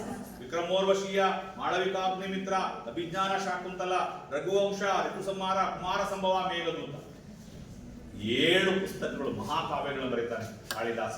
ಎರಡನೇ ಚಂದ್ರಗುಪ್ತನ ಆಸ್ಥಾನದಲ್ಲಿದ್ರು. ಎಷ್ಟು ಜನ ಇದ್ರು? 9 ಜನ ಶ್ರೇಷ್ಠ ಕವಿಗಳಿದ್ರು. ಅದ್ರ ಹೆಸರೇ ನವರತ್ನ. ಅದು ಒಂದು ಪ್ರಶ್ನೆ. ಯಾರ ಆಸ್ಥಾನದಲ್ಲಿ ನವರತ್ನಗಳೆಂಬ ಕವಿಗಳಿದ್ರು? ಎರಡನೇ ಚಂದ್ರಗುಪ್ತನ ಯಾರ ಆಸ್ಥಾನದಲ್ಲಿ? ಆಸ್ಥಾನದಲ್ಲಿ ನವರತ್ನಗಳೆಂಬ ಕವಿಗಳಿದ್ರು. ನವರತ್ನಗಳು ಅದರಲ್ಲಿ ಅತ್ಯಂತ ಪ್ರಮುಖನಾದವನು ಕಾಳಿದಾಸ. ವರರುಚಿ, ವರಹಾಮಿಹಿರ, ಘಟಕರ್ಪರ, ಶಂಕು, ಕ್ಷಪಣಿಕ, ವೇತಾಲ ಭಟ್ಟ, ಧನ್ವಂತರಿ 9 ಜನರ ಕವಿಗಳಿದ್ರು. ನವರತ್ನ ಅಂತ ಕರೀತಿದ್ರು. ಇದಕ್ಕಿಂತ ಇಂಪಾರ್ಟೆಂಟ್ ಏನು ಗೊತ್ತಾ? ಎರಡನೇ ಚಂದ್ರಗುಪ್ತನ ಆಸ್ಥಾನಕ್ಕೆ ಚೀನಾ ದೇಶದ ಒಬ್ಬ ಯಾತ್ರಿಕ ನಡ್ಕೊಂಡು ಬಂದ. ಅವನೇ ಫಾಹಿಯಾನ್. ಯಾರವನು? ಹೇಳಿ. ಲೀಡರು ಏನು ಮಾಡ್ತಾ ಇದ್ದಿ? ಫಾಹಿಯಾನ್. ಫಾಹಿಯಾನ್ ಯಾರು? ಫಾಹಿಯಾನ್ ಅದೇ ಪ್ರಶ್ನೆ ಈ ವರ್ಷ. ಫಾಹಿಯಾನ್ ಯಾರು? ಅವನು ಭಾರತಕ್ಕೆ ಏಕೆ ಬಂದನು? ಪ್ರಶ್ನೆ. ಫಾಹಿಯಾನ್ ಯಾರು? ಚೀನಿಯ. ಅವನು ಭಾರತಕ್ಕೆ ಏಕೆ ಬಂದನು? ಬೌದ್ಧ ಧರ್ಮದ ಅಧ್ಯಯನಕ್ಕಾಗಿ ಬಂದ. ಅಷ್ಟೇ ಬರೀಬೇಕು. ಯಾಕೆ ಬಂದ ಅವನು? ಬೌದ್ಧ ಧರ್ಮದ ಅಧ್ಯಯನಕ್ಕಾಗಿ ಫಾಹಿಯಾನ್ ಭಾರತಕ್ಕೆ ಬಂದ. ಎಷ್ಟರನ್ನು ಬಂದ? ಅದು ಕಾಲಾನುಕ್ರಮದಲ್ಲಿ. ಭಾರತಕ್ಕೆ ಫಾಹಿಯಾನ್ನ ಭೇಟಿ ಕಾಲಾನುಕ್ರಮದಲ್ಲಿ ಬರೀರಿ ಅಂತ ಕೊಟ್ಬಿಡ್ತಾರೆ. ಹಂಗೆ ಕೊಟ್ಬಿಡ್ತಾರೆ, ಕರೆಂಟ್ ತೆಗಿತಾರೆ. ಅಲ್ಲಿ ಪ್ರಶ್ನೆ ಕೊಟ್ಬಿಟ್ಟು ಕರೆಂಟ್ ತೆಗಿತಾರೆ. ಭಾರತಕ್ಕೆ ಫಾಹಿಯಾನ್ ಬಂದದ್ದು ಯಾವಾಗ? ಸಾಮಾನ್ಯ ಶಕೆ 399. ಸಾಶ ಸಾಮಾನ್ಯ ಶಕೆ 399ರಲ್ಲಿ ಫಾಹಿಯಾನ್ ಭಾರತಕ್ಕೆ ಬಂದ. ಎರಡನೇ ಚಂದ್ರಗುಪ್ತನ ಆಸ್ಥಾನಕ್ಕೆ ಭೇಟಿ ಕೊಟ್ಟಿದ್ದ. ಭೇಟಿ ಫಾಹಿಯಾನ್. ಅವನೊಂದು ಪುಸ್ತಕ ಬರೆದ ಫಾಹಿಯಾನ್. ಗೋಕೋಕಿ. ಯಾವುದದು? ಗೋಕೋಕಿ. ಬಿಟ್ಕೊಳ್ಳಿ, ಗೋಕೋಕಿ ಅಂತ ಒಂದು ಪುಸ್ತಕವನ್ನ ಫಾಹಿಯಾನ್ ಬರೀತಾನೆ. ಗೋಕೋಕಿ ಚೀನಿ ಭಾಷೆ. ಇದನ್ನ ನೆನ್ಪಿಟ್ಕೋಬೇಕು. ಅಮರಸಿಂಹ ಅಮರಕೋಶವನ್ನು ಬರೆದವರು ಎಲ್ಲ ಬರ್ತಾರೆ ಅಲ್ಲಿ. ಅಮರಸಿಂಹ ಅಮರಕೋಶ ಬರೀತಾನೆ. ಇವರ ಆಸ್ಥಾನದಲ್ಲಿ ಅತ್ಯಂತ ಶ್ರೇಷ್ಠ ವಿಜ್ಞಾನಿಗಳಿದ್ರು. ಈ ವರ್ಷ ಬರೀಲೇಬೇಕಾದ ಪ್ರಶ್ನೆ ಹೇಳ್ಬಿಡ್ತೀನಿ. ಧನ್ವಂತರಿ ಅಂತ ಒಬ್ಬ ವಿಜ್ಞಾನಿ ಇದ್ದ. ವೈದ್ಯ ಅವನು, ಡಾಕ್ಟರ್ ಅವನು. ಧನ್ವಂತರಿ ಆಯುರ್ವೇದ ಡಾಕ್ಟರ್ ಅವನು. ಗುಪ್ತರ ಆಸ್ಥಾನದಲ್ಲಿದ್ದ. ಅವನನ್ನ ಭಾರತದ ವೈದ್ಯ ಶಾಸ್ತ್ರದ ಪಿತಾಮಹ ಅಂತ ಕರೀತಾರೆ. ಬದಿಟ್ಕೊಂಡ್ಬಿಡಿ, ಹಣೆ ಮೇಲೆ ಪ್ರಶ್ನೆ ಬಂದೇ ಬರುತ್ತೆ ಸರ್. ಭಾರತದ ವೈದ್ಯ ಶಾಸ್ತ್ರದ ಪಿತಾಮಹ ಯಾರು? ಧನ್ವಂತರಿ. ಹೇಳಿ. ಧನ್ವಂತರಿ. ಭಾರತದ ವೈದ್ಯ ಶಾಸ್ತ್ರದ ಪಿತಾಮಹ ಧನ್ವಂತರಿ. ಧನ್ವಂತರಿ. ಅವನ ಆಯುರ್ವೇದ ನಿಘಂಟು ಅಂತ ಪುಸ್ತಕ ಬರ್ಕೊಡ್ತಾನೆ. ಅವನೇ ಫಸ್ಟ್ ವೈದ್ಯ. ಆರ್ಯಭಟ ಅಂತ ಮಹಾನ್ ವಿಜ್ಞಾನಿ ಇದ್ದ. 2 ಪುಸ್ತಕ ಬರೀತಾನೆ. ಆರ್ಯಭಟೀಯಂ, ಸೂರ್ಯ ಸಿದ್ಧಾಂತ. ಆರ್ಯಭಟೀಯ ಮತ್ತು ಸೂರ್ಯ ಸಿದ್ಧಾಂತ. ಚರಕ, ಸುಶ್ರುತ, ವಾಗ್ಭಟ, ವರಹಾಮಿಹಿರ, ಬ್ರಹ್ಮಗುಪ್ತ, ಆರ್ಯಭಟ. ಒಬ್ಬ ಡಾಕ್ಟ್ರು ಧನ್ವಂತರಿ. ಇಷ್ಟು ಜನ ವಿಜ್ಞಾನಿಗಳಿದ್ರು ಗುಪ್ತರ ಆಸ್ಥಾನದಲ್ಲಿ. ಅದಕ್ಕೆ ಸುವರ್ಣ ಯುಗ ಅಂತ ಕರೆದಿದ್ರು. ಗುಪ್ತರ ಯುಗವನ್ನು ಸುವರ್ಣ ಯುಗ ಸುಮ್ಮನೆ ಕರೆಯಲ್ಲ ನಾವು. ಅದಕ್ಕೆ ಅದು ಓದ್ಕೋಬೇಕು ನೀವು. ವೆರಿ ಇಂಪಾರ್ಟೆಂಟ್ ಓದ್ಕೋಬೇಕು. ಭಾರತದ ವೈದ್ಯಶಾಸ್ತ್ರದ ಪಿತಾಮಹ ಧನ್ವಂತರಿ. ಅವ್ರಿಗೆ ಬರೀ ವಿಜ್ಞಾನ, ಬರೀ ಕಲೆ, ವಾಸ್ತುಶಿಲ್ಪ ಅಲ್ಲ, ತಂತ್ರಜ್ಞಾನ ಗೊತ್ತಿತ್ತು. ಇವತ್ತಿಗೂ ಒಂದು ಕಬ್ಬಿಣದ ಸ್ತಂಭವನ್ನ ನಿಲ್ಲಿಸಿದ್ದಾರೆ, ಅವರು ಕಟ್ಟಿಸಿದ್ದಾರೆ. ದೆಹಲಿ ಇದೆಯಲ್ಲ, ದೆಹಲಿ ಬಳಿ ಮೆಹರೌಲಿ ಅಂತ ಊರು ಹೆಸರು ಹೇಳಿ. ಮೆಹರೌಲಿ ಬರೀಬೇಕಾ? ಒಂದು ಅಕ್ಷರ ಬರೀಲಿಲ್ಲ ನಾನು. ಮೆಹರೌಲಿ, ದೆಹಲಿ ಸಮೀಪ ಮೆಹರೌಲಿ ಅಂತ ಒಂದು ಊರಿದೆ. ಅಲ್ಲಿ ಕಬ್ಬಿಣ ಸ್ತಂಭ ಒಂದು ಕಂಡು ಬಂದಿದೆ. ಪ್ರಶ್ನೆ ಕೇಳ್ತಾರೆ ಈ ವರ್ಷ. ಗುಪ್ತರ ಕಾಲದ ಕಬ್ಬಿಣದ ಸ್ತಂಭ ಎಲ್ಲಿ ಕಂಡು ಬಂದಿದೆ? ದೆಹಲಿ ಬಳಿ. ಹಾಗೆ ಬರೀ ದೆಹಲಿ ಬಳಿಯ ಮೆಹರೌಲಿ ಎಂಬುದು. ಅದು ತಂತ್ರಜ್ಞಾನ. ಯಾಕೆಂದ್ರೆ ಇವತ್ತಿಗೂ ತುಕ್ಕೆ ಹಿಡಿದಿಲ್ಲ, ರಸ್ಟ್ ಹಿಡಿದಿಲ್ಲ. ಅದು ಆ ಮಟ್ಟದ ಟೆಕ್ನಾಲಜಿ. ಅದು ಇಷ್ಟು ವರ್ಷಗಳ, ಸಾವಿರಾರು ವರ್ಷಗಳ ಪಡೆತ ಗಾಳಿ ಮಳೆ ಬರ್ತಾ ಇದ್ರು ಕೂಡ ಇವತ್ತಿಗೂ ತುಕ್ಕು ಹಿಡಿಯದಂತೆ ನಿಂತಿದೆ ಮೆಹರೌಲಿಯ ಕಬ್ಬಿಣದ ಸ್ತಂಭ. ಅದು ಅದ್ಭುತ. ಅದು ಹೇಳ್ತಾರೆ. ಹಾಗಾಗಿ ಮೆಹರೌಲಿ ಅಂತ ಬರೆಯಬೇಕು, ಕಬ್ಬಿಣದ ಸ್ತಂಭ. ಗುಪ್ತರ ಪಾಠಕ್ಕೆ ಸಂಬಂಧಪಟ್ಟ ಇಷ್ಟು ಪ್ರಶ್ನೆಗಳನ್ನ ಕೇಳಾದ್ಮೇಲೆ ನಾವು ಕರೆಂಟ್ ಕೊಡ್ತಾರೆ. ಬರೀ ಉತ್ತರ ನನಗೆ ಏನ್ ಬೇಕಾದ್ರೂ ಬರೀ. ಇಷ್ಟರೊಳಗೆ ಇಷ್ಟರ ಪೈಕಿ ಕೇಳುವ ಪ್ರಶ್ನೆಗಳೆಷ್ಟು? 13ರಿಂದ 15. ಅಯ್ಯೋ ನಾನು ಹೇಳ್ದಲ್ಲ, ಹರಿಯೋ ನೀರು, ಹಿಸ್ಟ್ರಿ ಹರಿಯೋ ನೀರು, ಸುಮ್ಮನೆ ಹರಿತಿರ್ಬೇಕು, ಎಲ್ಲ ಓದ್ಕೊಂಡ್ಬಿಡ್ಬೇಕು. ಯಾವ್ದಾರ ಕೇಳಿ, ಎಷ್ಟು ಜನಕ್ಕೂ ಸನ್ಮಾನ ಮಾಡಿದ್ದೆ, 100 ತೆಗೆದ್ರು ಅಂತ. 29 ವಿದ್ಯಾರ್ಥಿಗಳೇ ಕಣ, ಮೈಸೂರು ಜಿಲ್ಲೆ ಒಂದರಲ್ಲೇ 29 ಮಕ್ಕಳಿಗೆ ಒಬ್ಬರಿಗೆ 1,000 ರೂಪಾಯಿನಾಗಿ ಕನಿಷ್ಠ ಖರ್ಚು ಮಾಡಿದ್ರೆ 29,000ನೇ ಖರ್ಚು ಮಾಡೋದು. 29 ಮಕ್ಕಳು 3ರ ಸಾಲಿಗೆ ಕೂರಿಸ್ಬಿಟ್ಟು ಅದ್ಭುತ ಸನ್ಮಾನ ಮಾಡೋದು. ಅವ್ರಿಗೆಲ್ಲ ವಿಶ್ವ ಸುಂದರಿ ಸ್ಪರ್ಧೆಯಲ್ಲಿ ಹಾಕ್ತಾರಲ್ಲ, ಹಂಗೆ ಅಚೀವರ್ ಅಂತ ಒಂದು ಶಾಸ್ ಹಾಕಿದ್ದು, ಅಚೀವರ್ ಅಂತ ಬಹಳ ಚೆನ್ನಾಗಿ ಮೊಮೆಂಟೋ, ಅವ್ರ ಹೆಸರು ಮೊಮೆಂಟೋ ಮಾಡಿಸಿದ್ದು, ಒಂದು ಸೈಟೇಷನ್ ಮಾಡಿಸಿದ್ವಿ, 500 ರೂಪಾಯಿ ಕವರ್ ಕೊಟ್ವಿ. ತುಂಬಾ ದೂರದಿಂದ ಬಂದಿರ್ತಾರೆ ಮಕ್ಕಳು ಅಂತ ಹೇಳಿ. ನೀವು ಬನ್ನಿ, ನಿಮಗೂ ಕೊಡ್ತೀನಿ. ನನಗೆ 100 ಜನ ಬನ್ನಿ, 100 ಜನಕ್ಕೂ ಸನ್ಮಾನ ಮಾಡಿಸ್ತೀನಿ.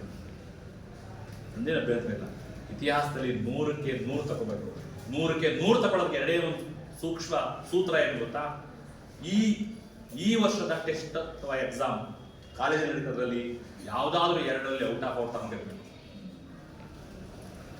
ಒಂದು ಮಿಡ್ ಟರ್ಮ್ ಎಕ್ಸಾಮು, 2 ಟೆಸ್ಟು, 3ರ ಪೈಕಿ ಯಾವ್ದಾದ್ರು 2ರಲ್ಲಿ ಔಟ್ ಆಫ್ ಔಟ್ ಇದ್ರೆ 10 ಮಾರ್ಕ್ಸ್ ಬಂದು ಕೂತ್ಕೊಳುತ್ತೆ ಕಂಪ್ಯೂಟರ್ಗೆ. ಅಸೈನ್ಮೆಂಟ್ ಅಲ್ಲಿ 10 ಕೊಡ್ತಾರೆ ಬೇಸ್ಟ್ ಗ್ಯಾರಂಟಿ, ಚೆನ್ನಾಗಿ ಓದೋರಿಗೆ 20 ಬಂದು ಕೂತ್ಕೊಂಡ್ಬಿಟ್ಟು.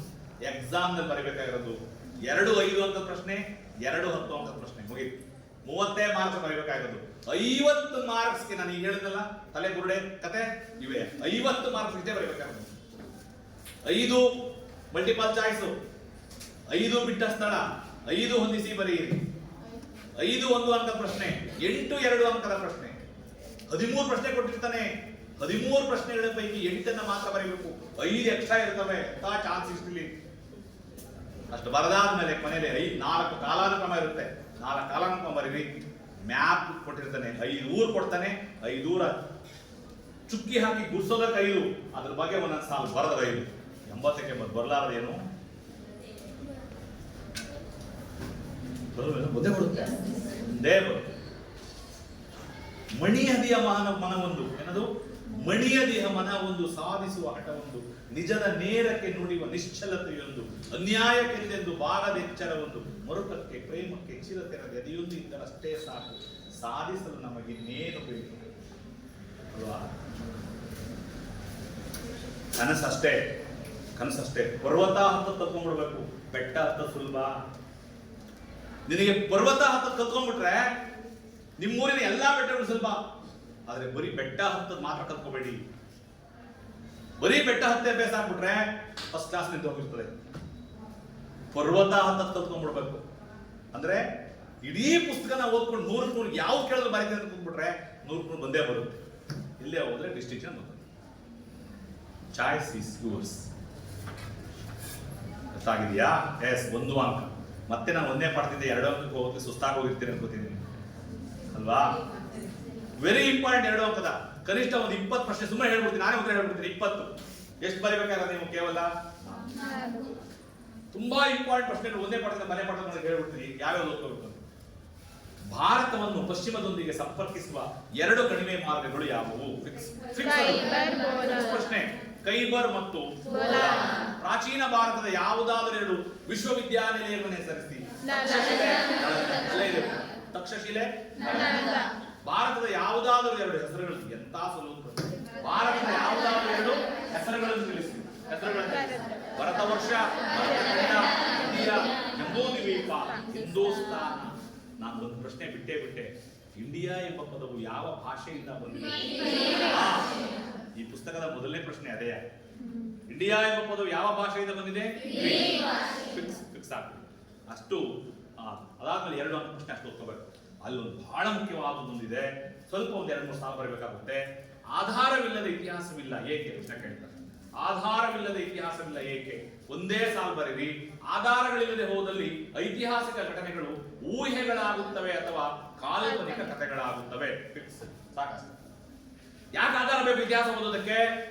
ಆಧಾರಗಳಿಲ್ಲದೆ ಇತಿಹಾಸವನ್ನ ಬೋಧನೆ ಮಾಡಿದ್ರೆ ಅದು ಸ್ಟೋರಿ, ಕಾಲ್ಪನಿಕ ಕಥೆ. ಅಜ್ಜಿಗಳಿಂದಲ್ಲ, ಮಗ ಒಂದೂರಲ್ಲಿ ಒಬ್ಬ ರಾಜ ಇದ್ದ ಅಷ್ಟೇ ಹೇಳಿ ಅಲ್ಲ. ಇಟ್ಸ್ ನಾಟ್ ಎ ಹಿಸ್ಟ್ರಿ ಅಲ್ವಾ? ಸಮುದ್ರಗುಪ್ತನು ಅಶ್ವಮೇಧ ಯಾಗವನ್ನು ನೆರವೇರಿಸಿದ. ಏನ್ ಸರ್ ಗೊತ್ತು? ನೀವು ಅಲ್ಲಿದ್ರಾ? ನೀವೇ ಕುದುರೆ ಓಡಿಸ್ತವ್ರು? ನಿಮ್ಗೇನ್ ಗೊತ್ತು? ನನ್ನ ಹಣದ ಪ್ರಶ್ನೆ ಕೇಳ್ಬಿಟ್ರೆ ಇಲ್ಲ. ಅಲಹಾಬಾದ್ ಸ್ತಂಭ ಶಾಸನ ಇಡೀ ಚರಿತ್ರೆನೇ ಬರ್ಕೊಟ್ಬಿಡುತ್ತೆ. ಅಷ್ಟೇ ಅಲ್ಲ, ಅಶ್ವಮೇಧ ಯಾಗ ಆದ ತಕ್ಷಣ ಸಮುದ್ರಗುಪ್ತ 8 ಬಗೆಯ ಚಿನ್ನದ ನಾಣ್ಯಗಳನ್ನ ಚಾನ್ಸಿದ್ದ. ಹೌದು, ಆ ನಾಣ್ಯ ಸಿಕ್ತವ್ ನಮ್ಗೆ. 8 ಬಗೆಯ ಚಿನ್ನದ ನಾಣ್ಯದಲ್ಲಿ ಒಂದು ನಾಣ್ಯದಲ್ಲಿ ಕುದುರೆ ಚಿತ್ರ ಇದೆ. ಅದೇ ಆಧಾರ. ಅದಕ್ಕೆ ಆಧಾರಗಳಿಲ್ಲದೆ ಹೋದಲ್ಲಿ ಐತಿಹಾಸಿಕ ಘಟನೆಗಳು ಕಥೆಗಳಾಗುತ್ತವೆ, ಕಾಲ್ಪನಿಕ ಕಥೆಗಳಾಗುತ್ತವೆ ಅಥವಾ ಊಹೆಗಳಾಗುತ್ತವೆ. ಅದಕ್ಕೆ ಆಧಾರ ಇರಲೇಬೇಕು. ಇಷ್ಟೇ ಪ್ರಶ್ನೆ ಓದ್ಕೋಬೇಕಾದ್ರೆ ಒಂದು ಪಾಠದಲ್ಲಿ 2, ಮೊದಲನೇ ಪಾಠದ 2, ಇನ್ನೇನು ಓದ್ಕೊಳ್ಕೊಬಿಡಿ, ಬಂದೇ ಬಿಡಿ, ನೋಡ್ಕೊಂಡು ಬೇಡ. 2ನೇ ಪಾಠಕ್ಕೆ ಬನ್ನಿ, ಅಲ್ಲಿ 5 ಇದೆ, ಎಕ್ಸ್ಟ್ರಾ ಒಂದು ಓದ್ಕೋಬೇಕು, ಎಲ್ಲ ಒಂದೇ ತರ ಬರಬೇಕು. ನೋಡಿ ಎಷ್ಟು ಸುಲಭವಾಗಿ ಹೇಳ್ಕೊಡ್ತೀನಿ ನಾನು, ನಿಮ್ಗೆ ಬೇಕಾಗಿಲ್ಲ ಅಂದ್ರೆ ಓಲೆ ನೋಡ್ಬೇಕಾ, ಎಷ್ಟು ಸುಲಭದ ಪ್ರಶ್ನೆ ಅಂದ್ರೆ ಪ್ಯಾಲಿಯೋಲಿಥಿಕ್ ಎಂದರೆ ಏನು, ಮೆಸೋಲಿಥಿಕ್ ಎಂದರೆ ಏನು, ನಿಯೋಲಿಥಿಕ್ ಎಂದರೆ. ಮೆಸೋಲಿಥಿಕ್ ಇಲ್ಲ ಟೆಕ್ಸ್ಟ್ ಬುಕ್ ನಲ್ಲಿ ಬರ್ಕೋಬೇಕು ನೀವದ, ಡಿಪಾರ್ಟ್ಮೆಂಟ್ ಇಂದ ಕೊಟ್ಬಿಟ್ಟವನದ. 3 ಒಂದೇ ತರ ಉತ್ತರ ಕಣ, ತುಂಬಾ ಸುಲಭ. ಇದು ಗ್ರೀಕ್ ಭಾಷೆಯ ಪದವಾಗಿದ್ದು ಕಾಮನ್ನ. ಪ್ಯಾಲಿಯೋ ಎಂದರೆ ಹಳೆಯ, ಲಿಥಿಕ್ ಎಂದರೆ ಶಿಲೆ. ಪ್ಯಾಲಿಯೋಲಿಥಿಕ್ ಎಂದರೆ ಹಳೆಯ ಶಿಲಾಯುಗ. 2 ಮಾರ್ಕ್ಸ್. ಮೆಸೋಲಿಥಿಕ್ ಅದೇ, ಅದು ಸೇಮ್. ಇದು ಗ್ರೀಕ್ ಭಾಷೆಯ ಪದವಾಗಿದ್ದು ಮೆಸೋ ಎಂದರೆ ಮಧ್ಯ, ಲಿಥಿಕ್ ಎಂದರೆ ಶಿಲೆ, ಮೆಸೋಲಿಥಿಕ್ ಎಂದರೆ ಮಧ್ಯ ಶಿಲಾಯುಗ. ನೀವು ಅಂತ ಅಷ್ಟೇ. ನಿಯೋ ಮೀನ್ ನ್ಯೂ. ನಿಯೋ ಎಂದರೆ ಹೊಸ, ಲಿಥಿಕ್ ಎಂದರೆ ಶಿಲೆ, ನಿಯೋಲಿಥಿಕ್ ಎಂದರೆ ಹೊಸ ಶಿಲಾಯುಗ. ಪ್ರಶ್ನೆ ಯಾವ್ದಾರ ಕೇಳ್ಕೊಳ್ಳಿ, 2 ಮಾರ್ಕ್ಸ್. ಒಂದೇ ತರದ ಪ್ರಶ್ನೆಗಳಿವೆ ಅಲ್ಲಿ. ಹಳೆಯ ಶಿಲಾಯುಗದ ಯಾವುದಾದರೂ 2 ತಾಣ, ಮಧ್ಯ ಶಿಲಾಯುಗದ ಯಾವುದಾದರೂ 2 ತಾಣ, ಹೊಸ ಶಿಲಾಯುಗದ ಯಾವುದಾದರೂ 2 ತಾಣ ಕೇಳ್ತಾರೆ. ನೀವು ಹೊಸದು ಕೊನೆದು 2 ಒಟ್ಟಿಗೆ ಇಟ್ಕೊಳ್ಳಿ. ಹಳೆಯ ಶಿಲಾಯುಗದ 2 ತಾಣಕ್ಕೂ ಹೊಸ ಶಿಲಾಯುಗದ 2 ತಾಣಕ್ಕೂ 2 ಊರು ಬರೀಬಹುದು. ತಮಿಳುನಾಡಿನ ತಿರುನಲ್ವೇಲಿ, ಆಂಧ್ರ ಪ್ರದೇಶದ ಕರ್ನೂಲು. 2 ಪ್ರಶ್ನೆ ಅದನ್ನೇ ಬರೀರಿ. ಮಧ್ಯ ಶಿಲಾಯುಗದೇನಾದರೂ ಕೇಳಿದ್ರೆ ಬದಲಾಯಿಸಿ. ಗುಜರಾತ್ನ ಸಬರಮತಿ, ರಾಜಸ್ಥಾನದ ಅಜ್ಮೀರ, ಬಳ್ಳಾರಿಯ ಸಂಗನಕಲ್ಲು. ರಾಜಸ್ಥಾನದ ಅಜ್ಮೀರ, ಗುಜರಾತ್ನ ಸಬರಮತಿ ಮಧ್ಯ ಶಿಲಾಯುಗದ ತಾಣ ಕೇಳಿದ್ರೆ ಮುಗಿದೈತೆ 2. ನೆಕ್ಸ್ಟ್ ಬಂದ್ರೆ ಇಲ್ಲಿಗೆ ಸಿಂಧೂ ನಾಗರಿಕತೆ. ತುಂಬಾ ಸುಲಭ, ಅಲ್ಲಿ ಬಹಳ ಇಂಪಾರ್ಟೆಂಟ್ ಬರ್ಕೋಬೇಕಾದ ಅಷ್ಟೇ. ಸಿಂಧೂ ಜನರ ಶವ ಸಂಸ್ಕಾರ ಪದ್ಧತಿಗಳನ್ನು ಹೆಸರಿಸಿ. ದಹನ ಪದ್ಧತಿ, ಹೂಳುವ ಪದ್ಧತಿ. ಬಹಳ ಜನಕ್ಕೆ ನಮ್ಮ ಇಟ್ಟು ಬರಲ್ಲ ಅದು. ಹೂಳುವ ಪದ್ಧತಿ, ಅದು ಹೂಳುವ ಪದ್ಧತಿ ಇದಾಗಬೇಕು. ಇದಲ್ಲ, ಉಳುವ ಪದ್ಧತಿ ಬೇರೆ ಮೀನಿಂಗು, ಹೂಳುವ ಪದ್ಧತಿ ಬೇರೆ. ಇದು ಬರಬೇಕು ನೀವು. ಹೂಳೋದು ಭೂಮಿ ಉಳ್ತಾರಲ್ಲ ನಮ್ಮಲ್ಲಿ, ಹೂಳುವ ಪದ್ಧತಿ ಮತ್ತು ದಹನ ಪದ್ಧತಿ. ಸಿಂಧೂ ನಾಗರಿಕತೆ ಕಂಡು ಬಂದ ಯಾವ್ದಾದ್ರು 2 ಊರು ಅಲ್ಲೇ ಇದೆ. ಹರಪ್ಪವನ್ನ ಕಂಡಿಡಿದವನು ದಯಾರಾಮ್ ಸಾಹನಿ 1921. ಮೊಹೆಂಜೋದಾರೋ ಕಂಡಿಡಿದವನು ಮಾರ್ಟಿನ್ ಬ್ಯಾನರ್ಜಿ 1922. ಸಿಂಧೂ ಜನರ 2 ಆಮದುಗಳು, 2 ರಫ್ತುಗಳು. 2 ಆಮದು ಬಹಳ ಈಸಿ. 2 ಆಮದು ಅಮೂಲ್ಯ ಹರಳುಗಳು, ತಾಮ್ರ ಮತ್ತು ತವರ. ತುಂಬಾ ಸುಲಭ. ಸಿಂಧೂ ಜನರ 2 ಆಮದುಗಳು ತಿಳಿಸಿ. ಅಮೂಲ್ಯ ಹರಳುಗಳು, ತಾಮ್ರ ಮತ್ತು ತವರ. ರಫ್ತು ಏನ್ ಕಳಿಸ್ತಿದ್ರು ಸರ್? ಮರದ ದಿಮ್ಮಿ ಕಳಿಸ್ಬಿಡು. ಮರದ ದಿಮ್ಮಿಗಳು, ಚಿನ್ನ, ದಂತ, ಮುತ್ತು. ಚಿನ್ನ, ದಂತ, ಮರದ ದಿಮ್ಮಿ ಯಾವ್ದಾದ್ರು ಇರುತ್ತೆ. ಬಹು ಮುಖ್ಯವಾದ ಪ್ರಶ್ನೆ. ಸಿಂಧೂ ನಾಗರಿಕತೆ ಅವನತಿಗೆ 2 ಕಾರಣಗಳನ್ನು ಕೊಡಿ. Very important. ಸಿಂಧೂ ನಾಗರಿಕತೆ ಅವನತಿಗೆ 2 ಕಾರಣಗಳು ಬಹಳ ಸುಲಭ. ನದಿಗಳು ತಮ್ಮ ಹರಿವಿನ ದಿಕ್ಕನ್ನ ಬದಲಾಯಿಸಿರುವುದು. ಬೇರೆ ಕಡೆ ಅನ್ಕೊಳ್ಳೋಣ, ನದಿಗಳು ತಮ್ಮ ಹರಿವಿನ ದಿಕ್ಕನ್ನ ಬದಲಾಯಿಸಬಹುದು. 2 ಸಾಂಕ್ರಾಮಿಕ ರೋಗ, ಮಣ್ಣಿನ ಪ್ರವಾಹ, ಸವೆತ ಅಥವಾ ನದಿಗಳ ಪ್ರವಾಹ, ಏನಾದ್ರು ಬರೀ ನೀವು. ಸಿಂಧೂ ನದಿಯ ಪ್ರವಾಹ, ಮಣ್ಣಿನ ಸವೆತ, ಸಾಂಕ್ರಾಮಿಕ ರೋಗಗಳು ಅಥವಾ ನೈಸರ್ಗಿಕ ವಿಕೋಪಗಳು. ನೈಸರ್ಗಿಕ ವಿಕೋಪಗಳು ಫುಲ್ ಬೆಲ್ಲ. ಈಗ ಆಗೋಯ್ತಾ ಟೈಮೇ? ಕೆಲಸ ಮಾಡಿ, ಒಂದು ಹಾಳೆ ಕಾಲನ ಬರ್ಕೊಂಡ್ಬಿಡಿ ಪ್ಲೀಸ್.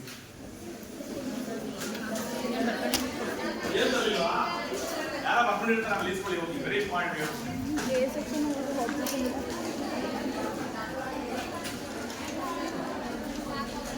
ಇಷ್ಟೇ ಕಾರ್ಯಕ್ರಮ, ಇಷ್ಟು ಓದ್ಕೋಬೇಕು, ಇನ್ನೇನು ಓದ್ಬೇಡಿ, ಓದ್ಕೊಂಡ್ಬಿಡಿ.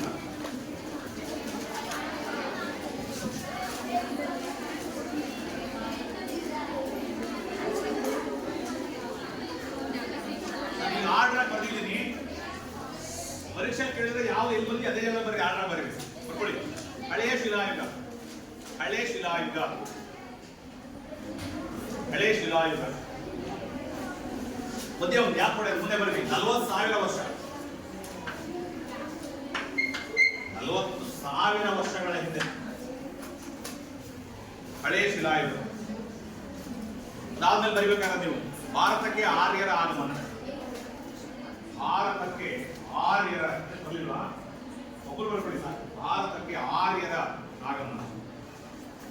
ಆರ್ಯರ ಆಗಮನ ಸಾ.ಶ.ಪು. 2000 ಹೀಗೆ ಬರಬೇಕು ಆರ್ಡರ್ ಆಗಿ. ಸಾಮಾನ್ಯ ಶಕೆ ಪೂರ್ವ 2000 ದೊಡ್ಡ ಆಯ್ತಾ. ಮಹಾವೀರನ ಜನನ. ಮಹಾವೀರನ ಜನನ ಸಾ.ಶ.ಪು 599. ಸಾ.ಶ.ಪು 599.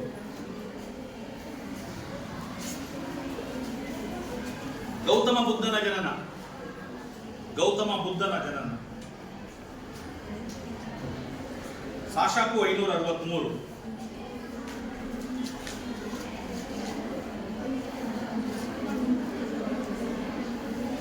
ಅಶೋಕನ ಕಿರೀಟ ಧಾರಣೆ. ಅಶೋಕನ ಕಿರೀಟ ಧಾರಣೆ. ಕಿರೀಟ ಧಾರಣೆ ಸಾ.ಶ.ಪು 269. 269. ವಿಡಿಯೋ ಸ್ಟಾಪ್ ಮಾಡೋಣಪ್ಪ. 2 ಫೋಟೋ ತಗೊಳ್ಳೋಣ.